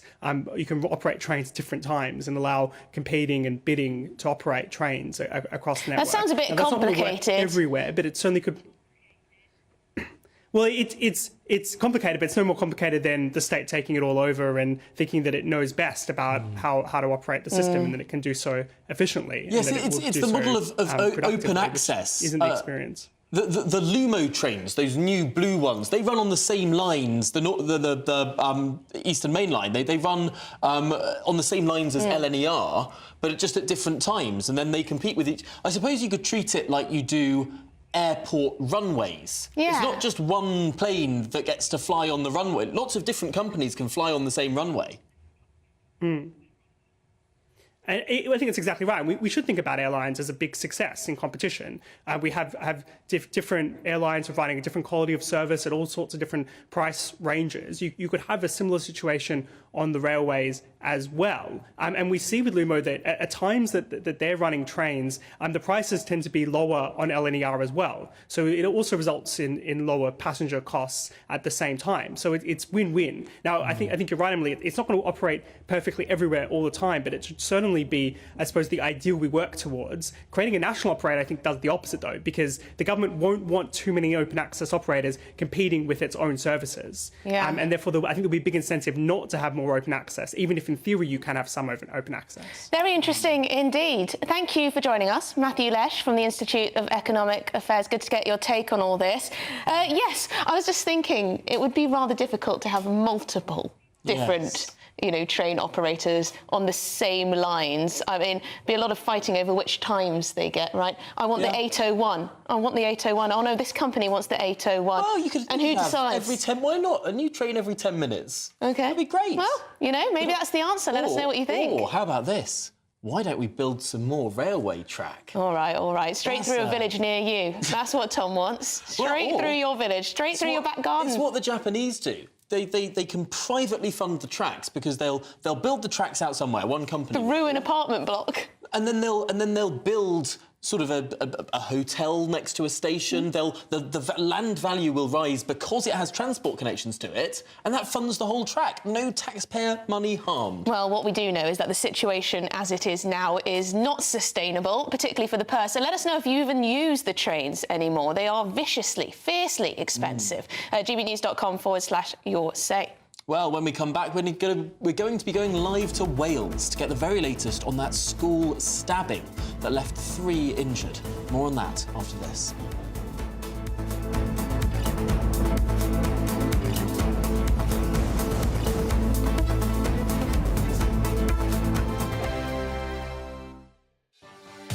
Martin Daubney, weekdays from 3 p.m.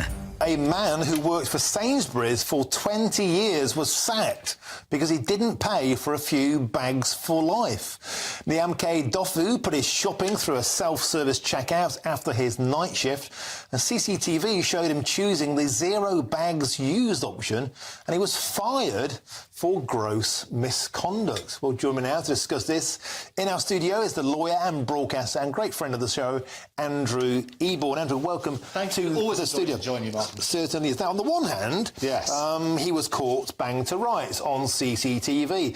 It looked like, and the tribunal agreed, he stole the bags, but a 20-year career dashed on the rocks over 60p? Yeah, I mean, the headlines are horrendous, aren't they? You sort of turn around on that sort of basis. So basically, there must be a valid reason for dismissing an employee, and you have to follow due process and so on and so forth. So they can look at about capability or conduct, and there has to be appropriate procedures set in place under employment law to afford that sort of protection. What they say, however, if there's gross misconduct, you can be dismissed instantly. Now, gross misconduct includes criminal offence like theft. And the reality is, in the law, if you take property, whatever its value, with the intent of permanently depriving the person of it, then that is theft. And so what they did, they looked at the CCTV footage, and the Employment Tribunal had a look at this sort of stuff, and the guy wasn't just pressed no bags, he went backwards and forwards and so on and so forth. So he knew he was getting bags, and what they sort of turned in, I always sort of know, trust comes in on foot, but leaves on horseback. And so what Sainsbury's are saying in their defence is, hang on, we lost trust in the guy, even though 20 years and so on and so forth. We need to make sure we have trust in our employees. Do you think they've thrown the book at him, thrown the bag at him, to make all of us worry about us being watched by CCTV? Is this fella a scapegoat? Oh, I think without doubt it's a story and a warning for everybody. 2024, a battleground year. The year the nation decides. As the parties gear up their campaigns for the next general election. Who will be left standing when the British people make one of the biggest decisions of their lives? Who will rise? And who will fall? Let's find out together. For every moment, the highs, the lows, the twists and turns. We'll be with you for every step of this journey. In 2024, GB News is Britain's election channel. We're GB News, and we come from a proud tradition of British journalism. That's why I'm so excited to be here. It's something so new. The first news channel to be launched in Britain in over 30 years. Launched to represent the views of the British people. To go where other broadcasters refuse to go. How did you find out about the story in the first place? Launched with one aim. To be the fearless champion of Britain. It's an absolutely fantastic atmosphere here. This is GB News. The People's Channel. GB News, Britain's news channel.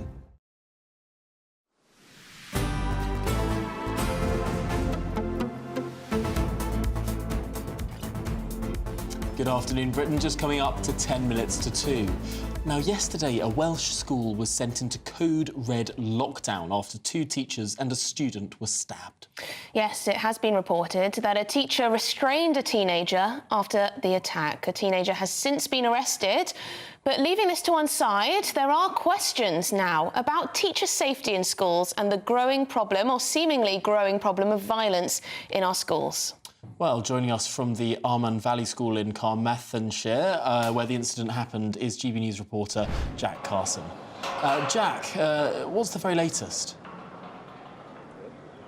Yeah, well, good afternoon to you both. The very latest that we've got here is that those 3 people, 2 teachers and a teenage pupil that were stabbed in an incident here at the school yesterday, have now all been discharged from hospital. Some of the wounds that the teachers have suffered, colleagues have said, meant that they are lucky to be alive, but we got the confirmation yesterday that they were non-life-threatening injuries, thankfully, after this horrific incident, and now they have been discharged from hospital. Now, CID are now leading the investigation here at the scene. You can probably just see a police car entering the grounds behind me as these investigations continue. Still some forensic evidence collection to be done, still general evidence collection to be done here at the school, so that the police, of course, can collect that all that evidence and bring that investigation and continue that. We know, of course, the teenage girl still remains in custody, is still being questioned by police. After the incident yesterday, they arrested her on suspicion of attempted murder. And as you were saying, we heard about the heroics of Daryl Campbell, who's went to the school himself as a child, but trying to not call himself a hero. He allegedly went and tried to break apart the alleged attacker, of course, during the incident. And it's reported that actually put them in an arm lock until police arrived and safety. He had actually retired, but came back to the school as part of leading and being part of the pastoral care team. Now, the 2 teachers themselves, one of them was a drama and Welsh teacher, Fiona Elias, and Liz Hopkin as well, who's a teacher at the school here who helps with the special educational needs students. They were the ones that were involved and confirmed to be involved in this attack. And speaking yesterday outside the school here, Superintendent Ross Evans spoke to media. I'm aware that there is footage circulating on social media, and I would ask that this is kindly removed to preserve the integrity of the ongoing investigation and to avoid further distress to those involved. This was a very distressing incident, and our thoughts are with the victims. Well, of course, this was a huge shock to the community here, very much still trying to come to terms with exactly how this incident happened. One councillor this morning saying that this county council has spent a lot of money to put gates and fences on outside the school to try and protect the pupils inside. Little would you ever think of a situation like this where actually the danger is not from the outside, it's from inside the school itself. But the headmaster, James Durbridge, praised the staff and pupils for what he called a calm and mature response to the lockdown. We know that there was an announcement over the tannoy paranoia, saying code red lockdown. Some pupils calling their mums and dads, screaming down the phone reportedly, saying, there's been a stabbing at the school. They had to wait until 3:20 yesterday for the school to come out of lockdown. And interestingly as well, one of the governors at the school says that it's a big concern actually for the future of teaching. He says teaching is now a very dangerous job, and he said he looked up to a teacher in my time. He doesn't believe that's still the case for some of the pupils around the country, but the investigation here at the school does continue. Thank you very much indeed, Jack Carson, there outside the school in Wales where there was that triple stabbing. I mean, it does raise a lot of questions. Are teachers safe in our schools? Are other pupils safe in our schools? What on earth is going on? Do we need metal detectors? It wasn't so long ago that Sadiq Khan, the Mayor of London, was proposing schools across the capital had metal detectors. But perhaps it's not just a London thing. Yeah, clearly not. Clearly not. Wales as well. I mean, extraordinary. I mean, is it really the case that now teaching is a physically dangerous job? I hope not. But it does seem that there was that hero teacher who intervened. Although he was retired, he was back in. Yeah. But we'll be right back because Humza Yousaf's proclaimed new beginning after terminating the SNP's coalition with the Scottish Greens. Is it a new beginning or is it the beginning of the end? This Good Afternoon Britain. We're on GB News, Britain's news channel. Stay with us. We're going to get more reaction to what's been happening in Scotland, the collapse of the Scottish government. What happens next?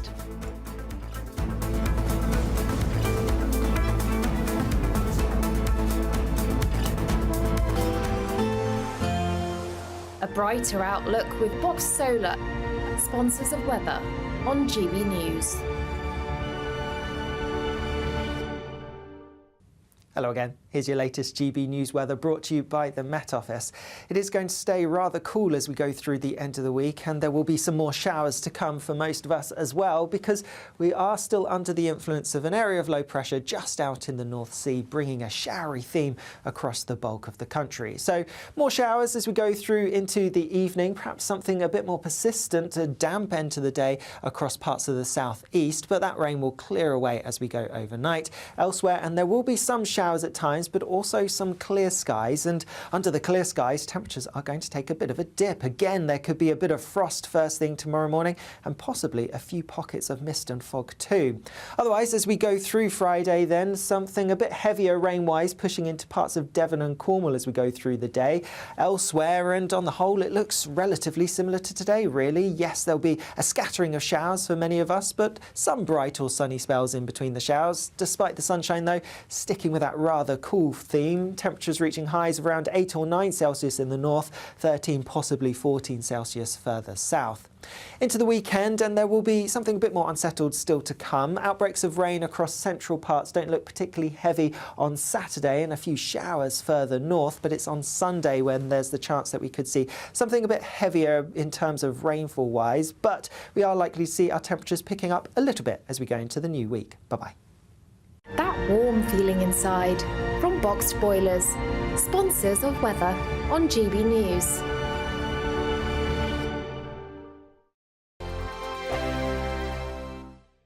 It's the final week to see how you could win our biggest prize yet. With thanks to Variety Cruises, a family company sailing since 1942, you have the chance to win a £10,000 7-night small boat cruise for two. With flights, meals, excursions and drinks included, you'll be able to choose from any one of their 2025 Greek adventures. Plus, you'll also win £10,000 in tax-free cash to make your summer sizzle. And we'll pack you off with these luxury travel gifts. Hurry, as lines close on Friday.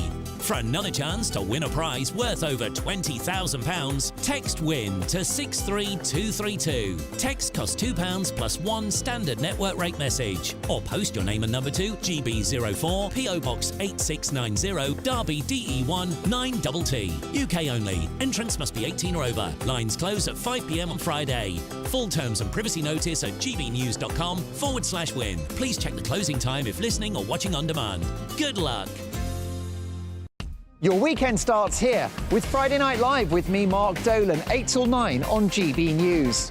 Big stories, big guests and big laughs as we get you ready for a cracking weekend. That's Friday Night Live with Mark Dolan. Fridays 8 till 9 on GB News. Bring your own drinks. The admission's free. every Sunday from 11. Join Michael Portillo. There will be topical discussion, looking at the week before and the week to come. So kick back and relax at 11 a.m. on Sundays on GB News with me, Michael Portillo. GB News, the People's Channel, Britain's news channel. GB News is the home of free speech. We were created to champion it, and we deliver it day in, day out. Free speech allows us all to explore and debate openly the issues most important to us, our families, and of course, the British people. Having challenging conversations to enlighten each other. Which is why we hear all sides of the argument. We are the People's Channel. We will always stand by the freedom to express yourself. On TV, radio, and online. This is GB News, Britain's news channel. I'm Andrew Doyle. Join me at 7 o'clock every Sunday night for Free Speech Nation, the show where I tackle the week's biggest stories in politics and current affairs with the help of my 2 comedian panellists and a variety of special guests. Free Speech Nation, Sunday nights from 7 on GB News, the People's Channel, Britain's news channel. Join me, Camilla Tominey, every Sunday at 9:30 when I'll be interviewing the key players in British politics and taking them to task. This report basically says that he's not fit to stand trial. With an upcoming election looming over Westminster, now is the time for clear, honest answers. I agree. And that's precisely what I'll get. Is he indecisive? Incompetent? That's the Camilla Tominey Show at 9:30 every Sunday on GB News, the People's Channel, Britain's election channel.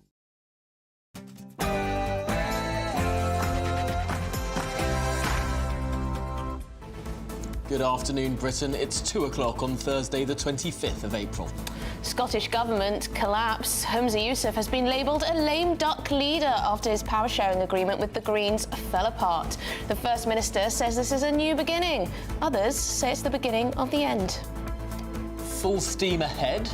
Labour says they'll renationalise the railways if they're in power, but do you trust Keir Starmer to run the trains on time? And crucially, will it make the blindest bit of difference to ticket prices? And are our schools safe following the awful stabbing we saw yesterday in Wales, which resulted in 2 teachers in hospital? Are our schools safe enough for pupils and teachers? And campus clash. Shocking scenes in the United States as more arrests are made across university campuses. Pro-Palestine student rallies seem to be spiralling out of control.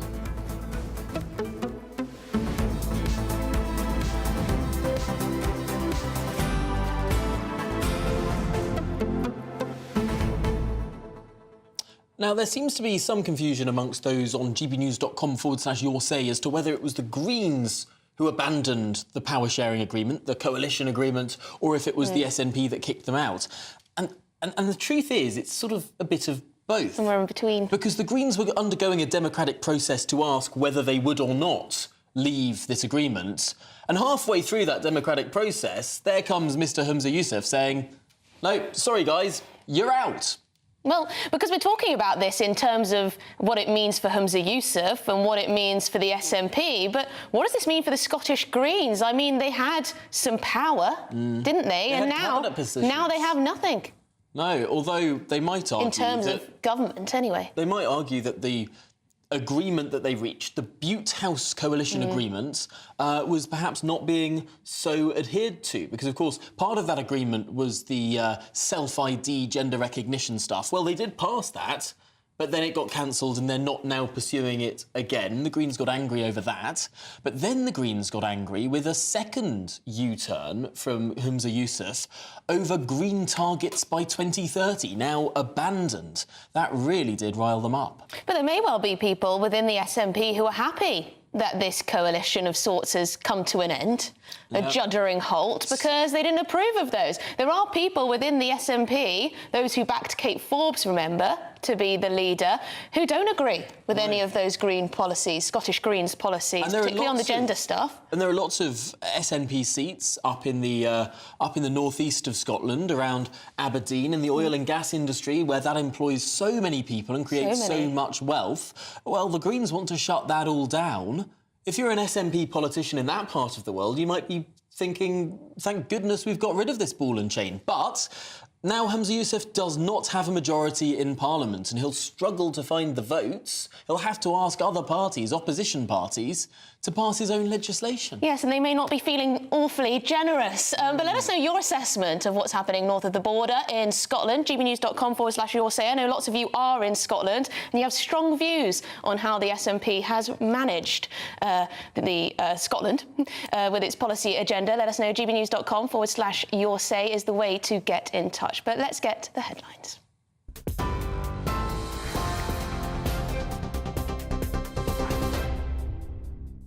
Good afternoon, it's 3 minutes past 2. I'm Sophia Wensler in the GB newsroom.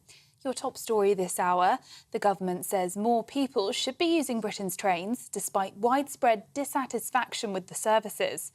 Labour is promising to establish a publicly owned network led by rail industry experts, ensuring efficient and accountable services without burdening taxpayers. The government commissioned an independent review into railways in 2018, but little has changed since then.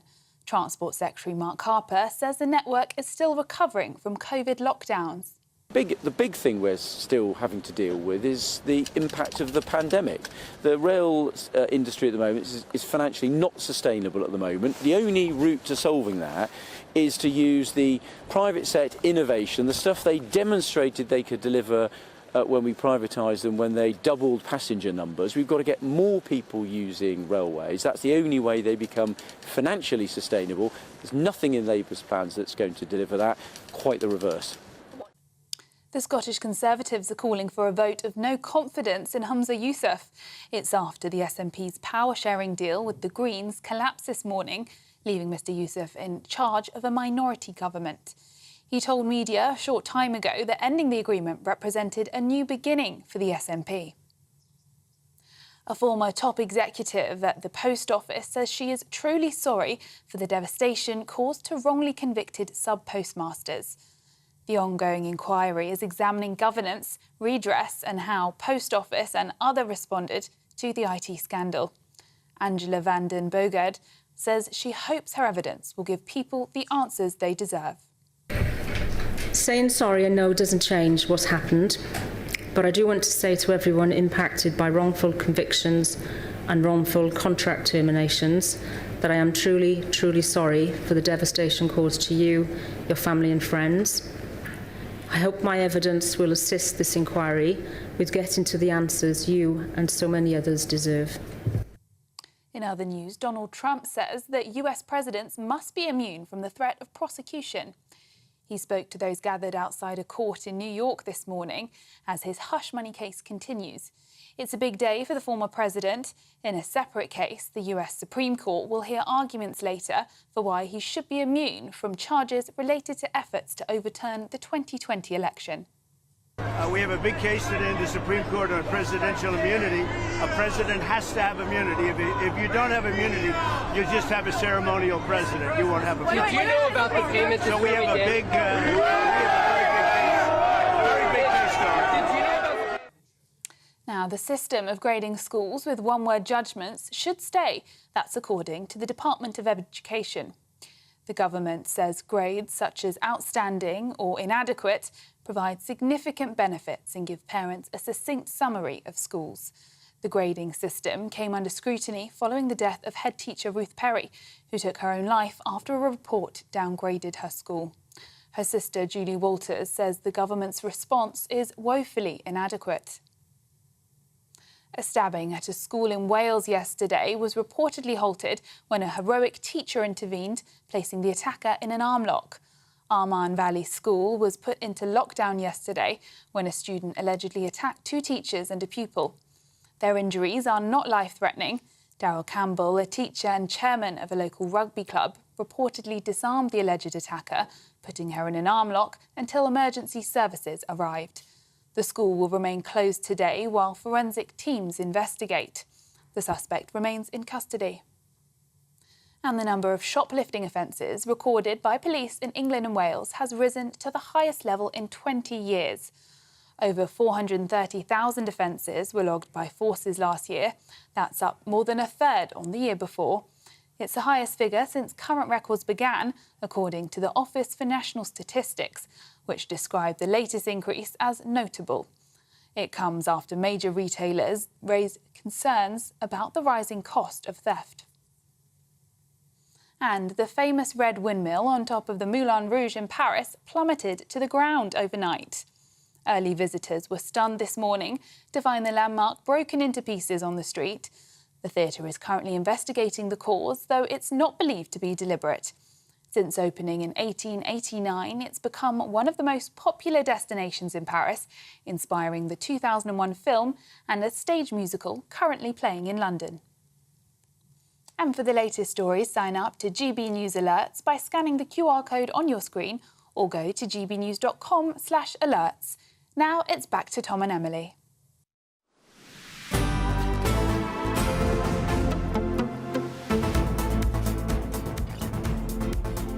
Thanks, Severe. Now, welcome back to Good Afternoon Britain. Indeed, we're on GB News. Now, is Humza Yousaf a lame duck leader? That's the claim from Scottish Conservative leader Douglas Ross, who's announced his party is tabling a motion of no confidence in the First Minister. Presiding Officer, I can confirm today that on behalf of the Scottish Conservatives, I am lodging a vote of no confidence in Humza Yousaf. He is a failed First Minister. He is focused on the wrong priorities for Scotland. He has governed in the SNP's interests and not in Scotland's interests. He is unfit for office. Shouldn't this be the end of the road for this weak First Minister? Well, meanwhile, Scottish Labour have called for a fresh election in Scotland. And all this comes after the First Minister, of course, pulled the plug on his party's power-sharing agreement with the Scottish Greens, meaning now he runs a minority government. That after a series of disagreements over policy. Yes, so when asked if his decision to U-turn on this continuing pact with the Greens shows he's weak, Yousaf said quite the opposite. It shows leadership. I've got to make sure I do what's in the best interest of Scotland. However, Scottish Greens co-leader Lorna Slater says that this is an act of political cowardice by the SNP, ending the agreement in such a weak and thoroughly hopeless way. Well, there you go. Two sides of the coin. So could this spell the end for Humza Yousaf? Well, we're joined now by the political reporter at the Scottish Sun, Lewis Mackenzie. And Lewis, did anyone see this coming today? It was certainly a shock. It seemed to happen very quickly. I think there was talks perhaps last night, and there was an emergency cabinet meeting at Bute House, which is the First Minister's official residence in Edinburgh, early this morning. Patrick Harvey and Lorna Slater, the co-leaders of the Scottish Greens, were there. They spoke with Humza Yousaf before the First Minister had a meeting of his cabinet shortly afterwards. But to say it's been a chaotic day at Holyrood, we seem to have quite a lot of those of late, would be a bit of an understatement. Absolutely. There does seem to be an awful lot of chaos in Scotland at the moment. What are your thoughts on this Tory vote of no confidence? I see that the Liberal Democrats are already on side. Do you think they'll get the Greens on side? Do you think they'll get the Labour Party on side? There might be some work still to do on that. I think, obviously, I think the Conservatives are looking to sort of capitalise on the difficulties that Humza Yousaf is facing today. Certainly, it was a very tumultuous First Minister's questions today, and I think that Humza Yousaf's claims that his decision today shows leadership will be sort of mocked by his rivals today, just days after he had defended the agreement and sort of ruled out a vote for SNP members on it.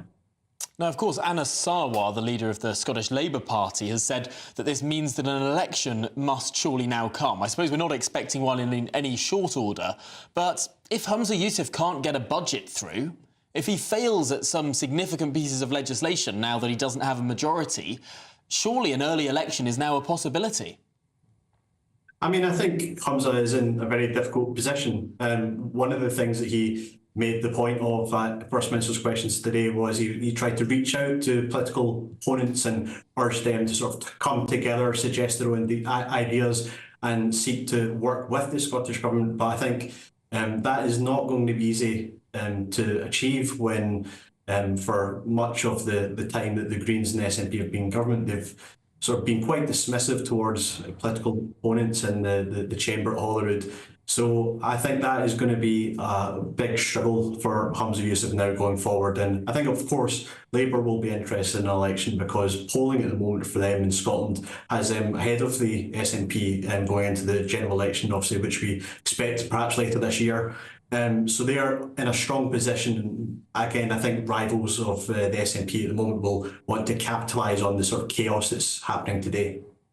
And have you got any insight into what other SNP members are making of all this? Are there any backbenchers perhaps who are actually in support of this move from Humza Yousaf? Because, of course, many disagreements, as you say, over policy.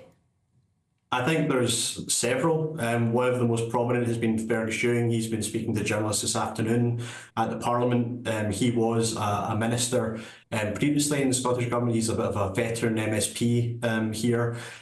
He has been very outspoken in terms of his opposition against the Greens. Kate Forbes, who ran against Humza Yousaf last year for the SNP leadership, has also made clear her views on the agreement. So I think a lot of people within the SNP, perhaps they won't come out and say it as much, but I think there might be some relief amongst some in the SNP that this agreement has been dropped, but perhaps for some they might have wanted it done a bit sooner.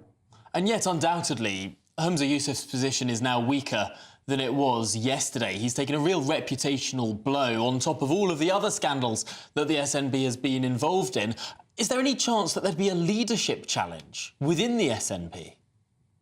I mean, I wouldn't be surprised if there's people within the party that are looking at the state of affairs. They'll look at the polling, which already has the SNP in a difficult position. I mean, they've not really got their troubles to seat. So I think this, again, today is just another sort of day of drama for the SNP and bad headlines for Humza Yousaf. And I think it really is an uphill struggle for him. I mean, I think it probably needs to be said that he did inherit a bit of a mess from Nicola Sturgeon. The Bute House agreement was signed by her in 2021. Humza had decided to continue that when he won the leadership election. So he has inherited a lot of these problems in many ways, but I don't think he's sort of helped himself by styling himself as the continuity candidate, as he did when he won leadership.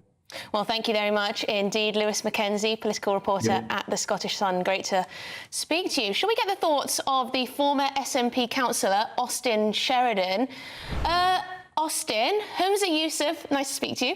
Humza Yousaf is very keen to present this move as a sign of strength, a sign of political leadership. Of course, the Scottish Greens think this is actually a sign of political cowardice. Yes, well, the proof is going to be in the pudding, isn't it? Humza says that this is going to allow the SNP to be more flexible with its approach to government. However, the parliamentary arithmetic in the Scottish Parliament looks as if that's not going to be likely. In my personal opinion, the Scottish Green Party are the only viable party that the SNP can work with. You may be aware that the Scottish Greens next month were intending to debate and allow members to vote on whether they wanted to continue with the agreement or not. The attraction for the Greens to withdraw from the Bute House agreement, the attraction for them is that they believe it would actually give them more power over budgets and would allow them more power, to get through more of the kind of policies that they wish to implement. So I'm not entirely sure that those that are celebrating the end of the Bute House agreement are actually going to get what they wish for, because it's clear that the Tories aren't going to work with the SNP. Labour aren't going to work with the SNP because the SNP and Labour are competing for the same ground. And the Liberal Democrats, especially under the leadership of Alex Cole-Hamilton in the Scottish Parliament, is very much anti-SNP. So the only political party left for the SNP to work with is the Scottish Greens. So for me, it didn't make any political sense to carry out the actions that the First Minister's done. However, we're going to have to wait and see what he produces after this. That's a really interesting point. Perhaps the Greens shouldn't be as despondent as they appear to be today, because they're the only ones who could possibly vote for SNP legislation going forward, their influence growing going forward rather than diminishing. It's hard to see, however, judging by the statements of what the co-leaders of the Scottish Green Party have been saying today, that they don't seem in a mood to be wanting to help out Humza Yousaf. No, I mean, there is a path that we can see to an early election here. I don't think they're in the mood because potentially the way that it's been handled. I mean, I think that, you know, the Scottish Greens were due to have their own debate next month within their own party. I think it would have been sensible for Humza Yousaf to have opened up this debate within the SNP and allowed SNP members to decide. And if SNP members had voted, you know, to end the agreement, or if Green members voted to end the agreement, then the agreement could have been finished in a more amicable manner. However, because Humza Yousaf decided just to take this snap decision on his own, he's clearly left the Green group feeling very aggrieved in how they've been treated. And yes, it does mean it's going to make things a bit more difficult, especially when it comes to the vote of no confidence. Now, what I'm confident in is I believe that in the end the Greens may abstain, and Humza Yousaf will win the confidence vote. However, there's certainly going to have to be a lot of making up to do, because at the end of the day, for us to get legislation through, for us to get our budgets through, if I'm being perfectly honest with you, the Scottish Green Party are the only viable party that I can see at the moment that the SNP can work with. And that's going to be the difficulty going forward. Thank you very much indeed, Austin Sheridan, former SNP councillor. Thanks for speaking to us this afternoon. Yes, made his life very difficult, but if the Greens were going to break this up anyway in a matter of a couple of weeks, then, you know, better off out before you're booted out, I guess. But coming up, Labour say they're going to take the railways back into state ownership if they're elected into government. But is nationalisation going to make things better? And could it make things more expensive? Well, this is Good Afternoon Britain on GB News, Britain's election channel.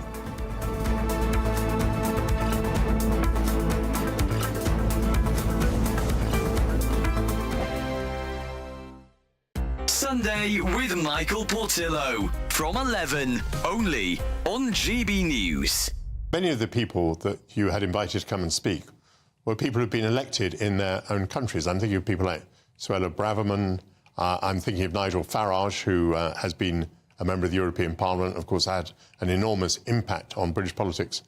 And Viktor Orban, who has been elected and re-elected. Many people may not care for the Prime Minister of Hungary, but he's certainly an elected person. And in addition, we had about 15 to 16 members of the European Parliament who were also elected, and they really live in Brussels. And you would imagine that Brussels, being the head of the capital of the EU, would allow elected members of its own parliament to have an opportunity to voice their views. So I think what was very interesting about this is that the mayors overplayed their hands, so that because they overplayed their hands, all public opinion became entirely on our side. It was so evident, so transparent, that this was really an attempt to use the police instead of arguments to react to our conference, that it was a real direct threat, and it is still a direct threat to the freedom of assembly and to free speech. So how do you think it leaves it? Is it more likely or less likely that there'll be future bans? I think this was a trial run. What I'm really worried about is that if the future of democracy and free speech depends on the ruling of one judge, and you have to remember that 3 other judges ruled against us, then democracy is in big trouble. What worries me absolutely is that a strong body of political opinion amongst established politicians believes that it is okay to cancel conferences and to crush the people's opinions and prevent the freedom of assembly. Democracy actually depends on these foundational values. Your weekend starts here with Friday Night Live with me, Mark Dolan, 8 till 9 on GB News. Big stories, big guests and big laughs as we get you ready for a cracking weekend. That's Friday Night Live with Mark Dolan, Fridays 8 till 9 on GB News. Bring your own drinks, the admission's free. Every Sunday from 11, join Michael Portillo. There will be topical discussion, looking at the week before and the week to come. So kick back and relax at 11 a.m. on Sundays on GB News with me, Michael Portillo. GB News, the People's Channel, Britain's news channel. Join me, Neil Oliver, every Sunday night at 6 p.m. on GB News. And if an hour is not nearly enough for you, go to gbnews.com for special extended episodes online every Friday at 9 p.m, where we can truly get into the nitty-gritty of what's going on. GB News, Britain's news channel.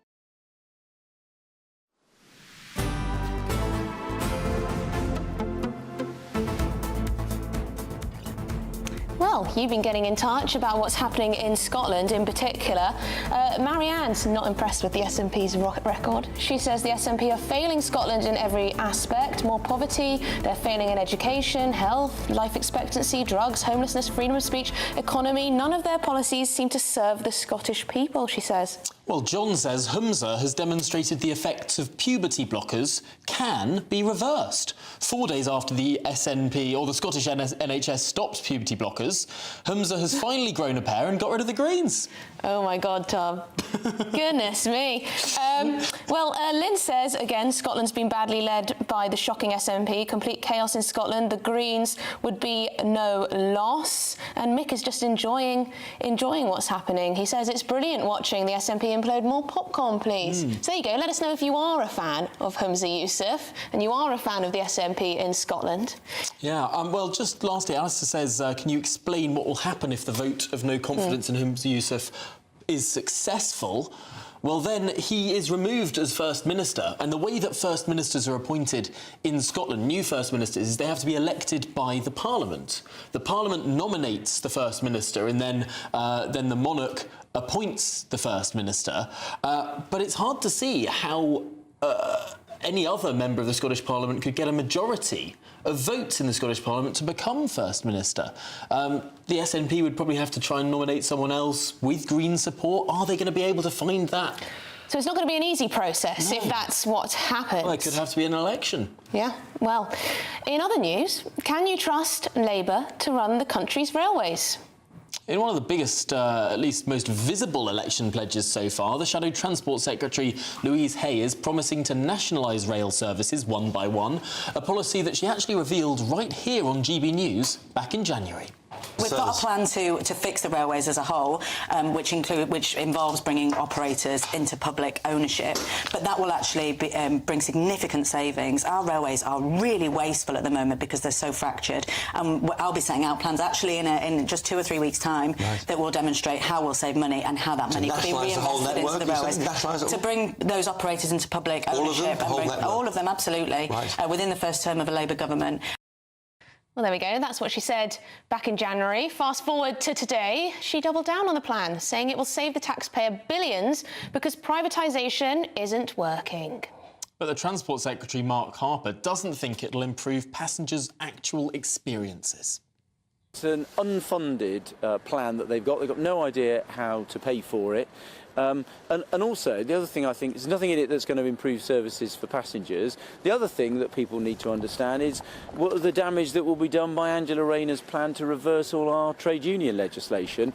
You're going to go back to French-style wildcat strikes with no notice. One of the things that's contributing to the unreliability of service on the railways are the strikes that are being called. There's a fair pay offer on the table. Not surprising the unions have welcomed Labour's plans, puts them back in the driving seat.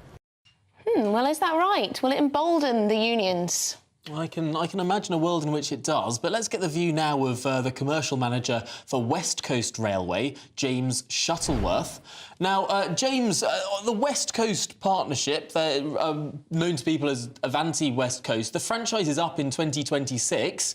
Are you looking forward to, under a Labour government, that franchise being taken over by the government? I think you might be getting the wrong end of the stick there as far as West Coast Railways is concerned. We're an open access operator. I hear what you say about Avanti, but I have been looking just to sort of guide you back into what we were talking about.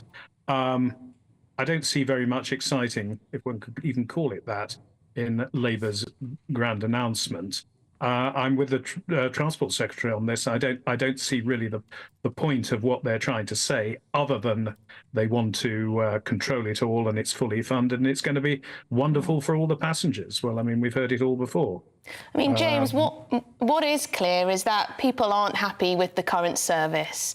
Lots of people getting in touch today saying that the price of their fares has skyrocketed in just a matter of a couple of years. This can't all be down to, the pandemic and those sort of freak incidents, should you say. This is a long-term problem with the way the railway is run, isn't it?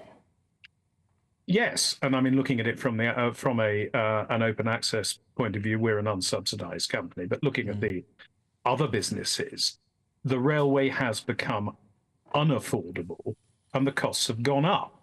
I mean, for example, I live in Derbyshire, and my mother-in-law was travelling up to Perth. It was a £200 round trip. It's a lot of money. And I think now people are now not seeing the boom of Virgin trains and Great North Eastern sea containers back in the late 90s, early 2000s. The franchise model worked at the time when there was a boom in passenger numbers. I think now we're seeing a very expensive railway, and we're seeing possibly, as it stands at the moment, the worst of all possible mixtures. And I don't think any of these proposals improve on that. And yet the proposals leave open access operators to operate as they do today. Can we really describe it as a sort of wholesale nationalisation when there will be some competition remaining on the railways, and perhaps it will encourage more open access operators to come on stream? Well, that's one way of looking at it, but I think putting nationalisation into any document will be an attempt to appease Labour's paymasters. I don't think it's actually going to that nationalisation will be the answer to anything. Again, it needs to be looked at. I mean, as one says, you've got Network Rail, which is in all intents and purposes it's a government body.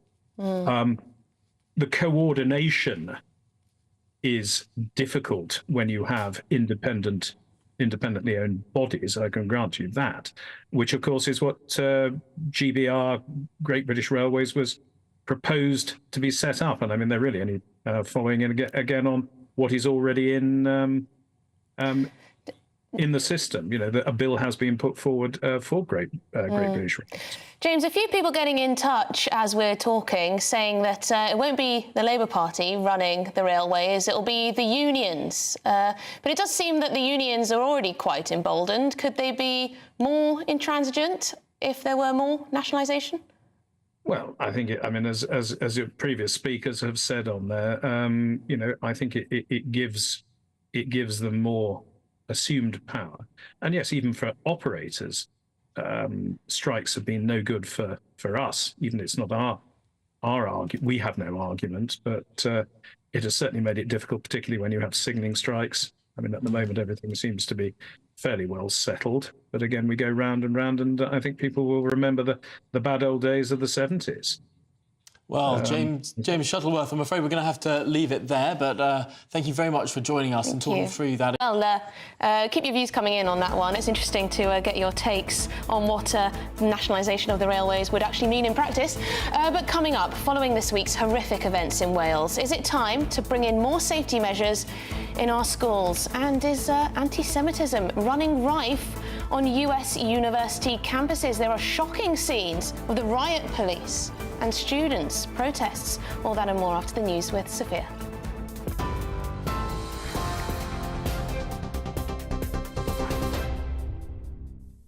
Thanks, Emily. It's 2:31. I'm Sophia Wensler in the GB newsroom.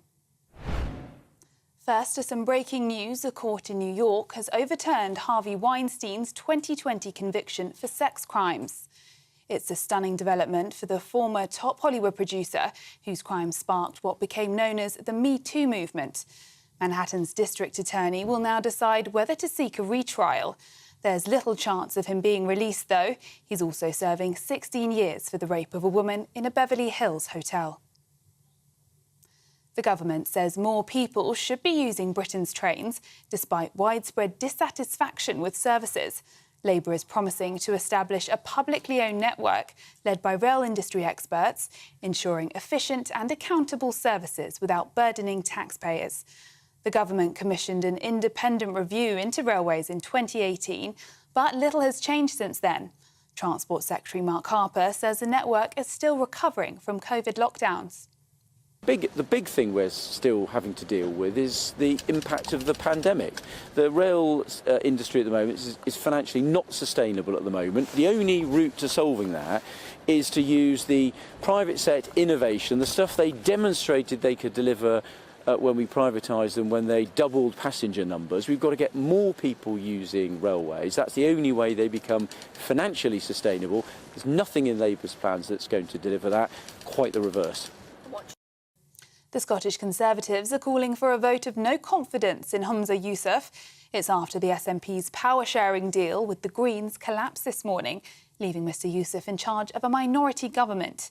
Scottish Tory leader Douglas Ross said it was a coalition of chaos that had now ended in chaos.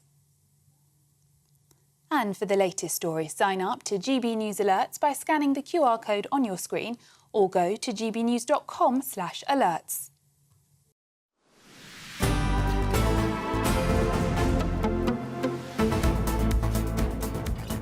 Right, well, coming up at 3 o'clock on GB News, it is Martin Domney. Martin, tell us what's coming up on your show today. Well, as you've been discussed on your show, guys, the Labour Party are going full steam ahead to renationalise the railways, but it could cost the taxpayer £10 billion. Is it just the ticket?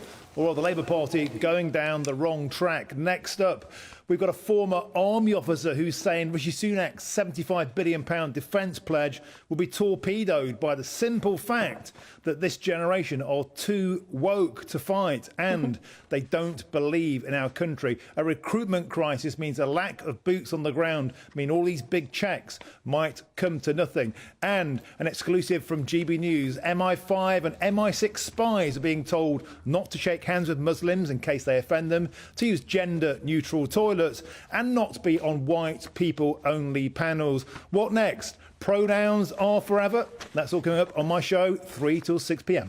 Goodness me, always varied, always punchy. Thank you very much, Martin. I'll be tuning in straight after the show. Good to speak to you. Now, coming up on this show, following this week's horrific events in Wales, is it now time to bring in more safety measures in our schools? Thinking metal detectors, what else could there be? CCTV? Yeah, no, all sorts. Well, we'll be discussing that next.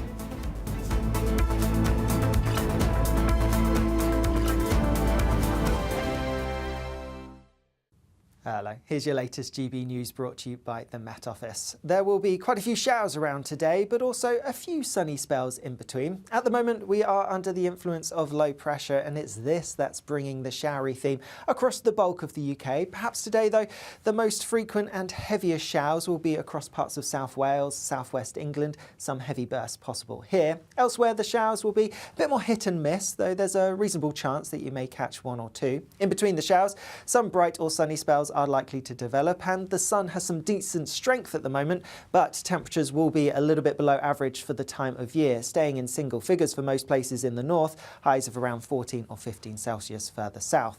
More showers to come as we go through the end of the day, and perhaps some more persistent rain affecting parts of the southeast this evening. Otherwise then, and overnight, there will be a few more showers at times, but also some clear skies, particularly across some northern areas. And here under the clear skies, temperatures likely to dip, so a bit of frost likely, particularly in prone spots, and there may even be a few pockets of mist and fog first thing tomorrow morning too. Through tomorrow then, watch out for some heavy, perhaps more persistent rain pushing into parts of Devon and Cornwall. Elsewhere, and it's a fairly similar day to today really, a scattering of showers for most places and some bright or sunny breaks developing in between those showers. Temperatures staying a little bit below average for the time of year. That's it for me. I'll see you again later. Bye-bye. The latest GB News travel. Good afternoon, I'm Jules Buckley. Cambridgeshire firstly and the westbound side of the A14 still closed from Spaldwick through towards Catworth at junction 16, queuing back to junction 22, the A1 and the Brampton Hut interchange. A spillage there and a collision still being dealt with, causing queues. 2 miles worth of congestion anti-clock on the M25. Just after Godstone at junction 6, there was a broken down van. It's on the hard shoulder now, but all lanes back open. A clockwise M25, the earlier breakdown still causing delays around Chorleywood at 18, again slow going. The Kilburn High Road, the A5 in London, is still closed between Belsize Road and Cambridge Avenue and queuing for a police incident. South Wales eastbound M4 away towards Bridgend at 36, all lanes open, still slow though, following an earlier vehicle fire. You can stay up to date throughout the day by visiting our website gbnews.com. If you want your news to be straight talking, This is a nightmare for the Conservatives again. down to earth, It's not just Nottingham where this is happening, is it? and most importantly, honest, Hard-working, middle-class taxpayers, they'll get the book thrown at them. then catch me, Martin Daubney, Monday to Friday, 3 till 6 p.m. on GB News, Britain's news channel. I'm Nana Akua. This is GB News, Britain's news channel.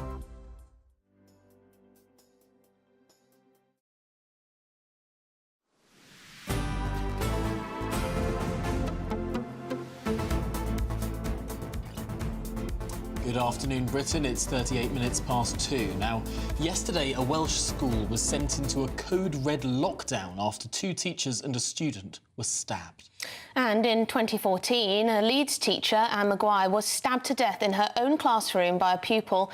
And just last year, a 15-year-old boy in Tewkesbury stabbed a teacher in a corridor. As knife crime amongst teenagers across England and Wales remains an ongoing problem, is it time that schools took more precautions for the safety of both teachers and pupils, perhaps with measures such as metal detectors? Well, we're joined now by the chairman of the Campaign for Real Education and a former North London head teacher, Chris McGovern. Chris, thank you very much for speaking to us about this. Can you speak of any experience of your own? When you were a head teacher, was there any violence in the school coming from pupils aimed at teachers, and how was that dealt with if it did happen? Well, fortunately, I was in a school rated outstanding and very popular. We didn't have any serious problems. It wasn't a particularly harsh school. In many ways, it's quite a liberal school, but the children knew there was a red line which you didn't cross, and the teaching was good. I generally find that schools where there are problems of ill discipline, those problems derive in part from poor teaching. When children feel that they're being well taught and the curriculum is relevant, they tend to want to get on and want to behave. And that's one of the problems we have in schools, perhaps, is by the age of perhaps 14, a lot of children who aren't academic are doing academic courses when they would be better doing vocational courses, which would mean something to them. So I have to speak from the fortunate position. No, I didn't personally have many problems. And if there was a problem, the youngsters knew there was a red line. If they crossed it, they would be in trouble. One or two occasions, I had to suspend a child for a day, but that's rather a minimal issue, I would say. We had 1 or 2 problems with mobile phones. This was a long time ago. We just banned mobile phones from going beyond the school gate. So, in any school, someone is in charge. And it does help if it's the head teacher. I think I was in charge, so that's why we didn't have so many problems. And yet, Chris, there's a big movement at the moment, from local authority to local authority. There's a big movement among some education activists against excluding pupils. And from what I've read, it seems to be that a very, very small proportion of pupils in a class or in a school can cause a huge degree of disruption. It's like it's sort of almost the Pareto principle. A very small proportion of people causing a big proportion of the issues. Why do you think it is that there's this movement against excluding? Wouldn't excluding actually be a very useful tool in many of these cases? Absolutely would, and is absolutely necessary in many cases. We have seen a slight increase in exclusions. I've sat on local authority exclusion panels, and believe me, it's very difficult to get a child excluded. And so when we talk about a slight increase in exclusions these days, actually it's the tip of the iceberg, really. There are a lot of problems in schools. And though I personally didn't have enormous problems, across the country, there are clearly problems of discipline, and there is a reluctance to exclude pupils. But you're absolutely right. 1 or 2 disruptive pupils can ruin the life, the future of a large number of children. And can I also add here, we've had this terrible incident in Wales, and we had other incidents in the UK. But don't forget, a few weeks ago in Finland, which is often regarded as a model society, there was a murder in a school. In France, it's terrorism in schools is fairly common. So there is a crisis, I think, probably in the United States, of course, we have shootings. So there is a crisis generally in the West, which you certainly don't see in much of Asia at all, when there's much more discipline in the schools. But we have a problem here. We shouldn't brush it under the carpet. It does exist, and it is growing, and parents are right to feel concerned. But for many children, and I've worked with some children from very deprived backgrounds and still do, the school is the one safe place in their lives. They go to school to get away from trouble. Unfortunately, occasionally these days, some of the trouble on the streets does spill over into the schools. But, the schools on the whole are doing a good job, and there are some wonderful teachers out there. And as a teacher myself for 35 years, let me just say, it's a fantastic job. If you've got a vocation for the job, it's energizing. A lot of people talk in teaching about, oh, we're all burnt out. No.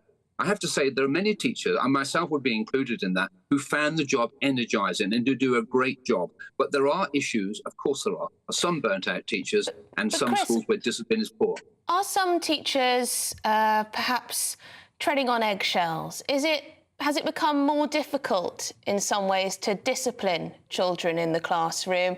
Lots of rules and regulations, lots of expectations on the teachers of how they should behave. I mean, I don't believe you could be accused of manhandling a child if you were to take a tough approach to sort of separate children in a fight or whatnot. Has it become more complicated?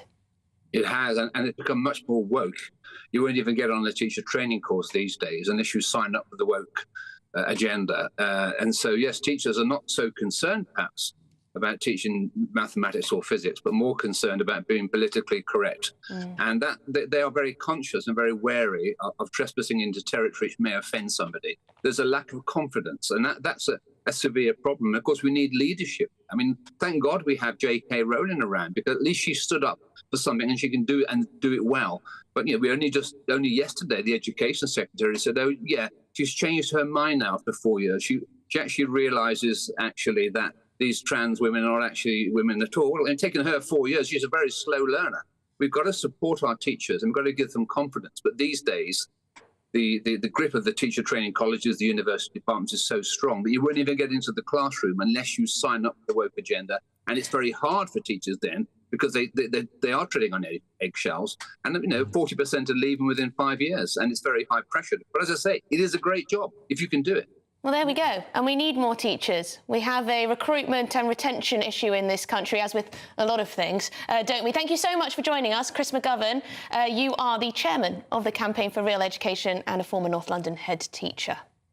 It is interesting. It sort of reminds me of what we were talking about a bit earlier in the programme when it came to courtrooms and family courtrooms, how they'd become not disciplined in some ways. They'd lost their majesty, their prestige, their wigs, their gowns, and they'd sort of broken down into ill discipline. What are you saying? Teachers are too scruffy? Well, no, but perhaps this argument about sort of a more disciplined, a more sort of regimented world in schools has all sorts of benefits. I mean, it seems to work for Catherine Barble-Singh, Britain's strictest head teacher, or so she's known as. Anyway, up next, Palestine protests on university campuses in the United States have been slammed for being mob rule. Is anti-Semitism being allowed to run rife in the United States on campuses? The police have been in, the riot police have been in, making arrests of students. Could this actually spread to Britain? It's quite extraordinary, the scenes. We'll show you in just a minute.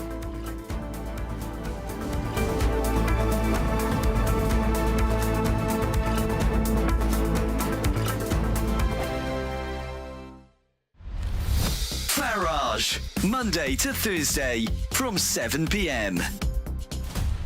It has been truly the most extraordinary day in Brussels. Now, for me, this is nothing. In my last years here, I was barred from coffee bars, barred from restaurants, even barred from a pub I've been using for 20 years. But today, they brought that cancel culture, they brought that intolerance onto the world stage. And yet, when we come to the British Labour Party, this is what Jonathan Ashworth had to say earlier on today. I think some of the speakers, from what I understand, who have been advertised on the website for this conference, have very unsavoury views. I'm rather surprised that Suella Braverman's been allowed to go and speak at this event. And just to prove what the new Labour government will be like, he was backed up by rising star of the Labour movement, Wes Streeting.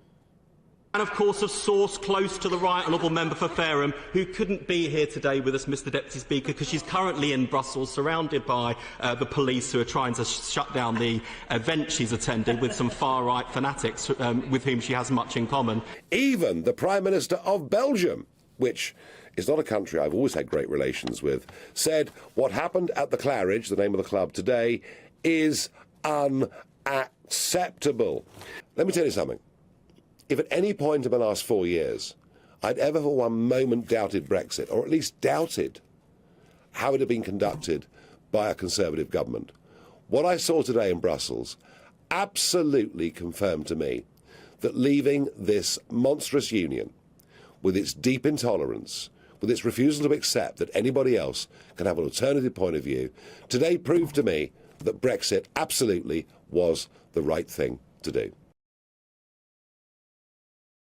Every Sunday from 11, join Michael Portillo. There will be topical discussion looking at the week before and the week to come. So kick back and relax at 11 a.m. on Sundays on GB News with me, Michael Portillo. GB News, the People's Channel, Britain's news channel.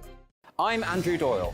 Join me at 7 o'clock every Sunday night for Free Speech Nation, the show where I tackle the week's biggest stories in politics and current affairs with the help of my 2 comedian panellists and a variety of special guests. Free Speech Nation, Sunday nights from 7 on GB News, the People's Channel, Britain's news channel.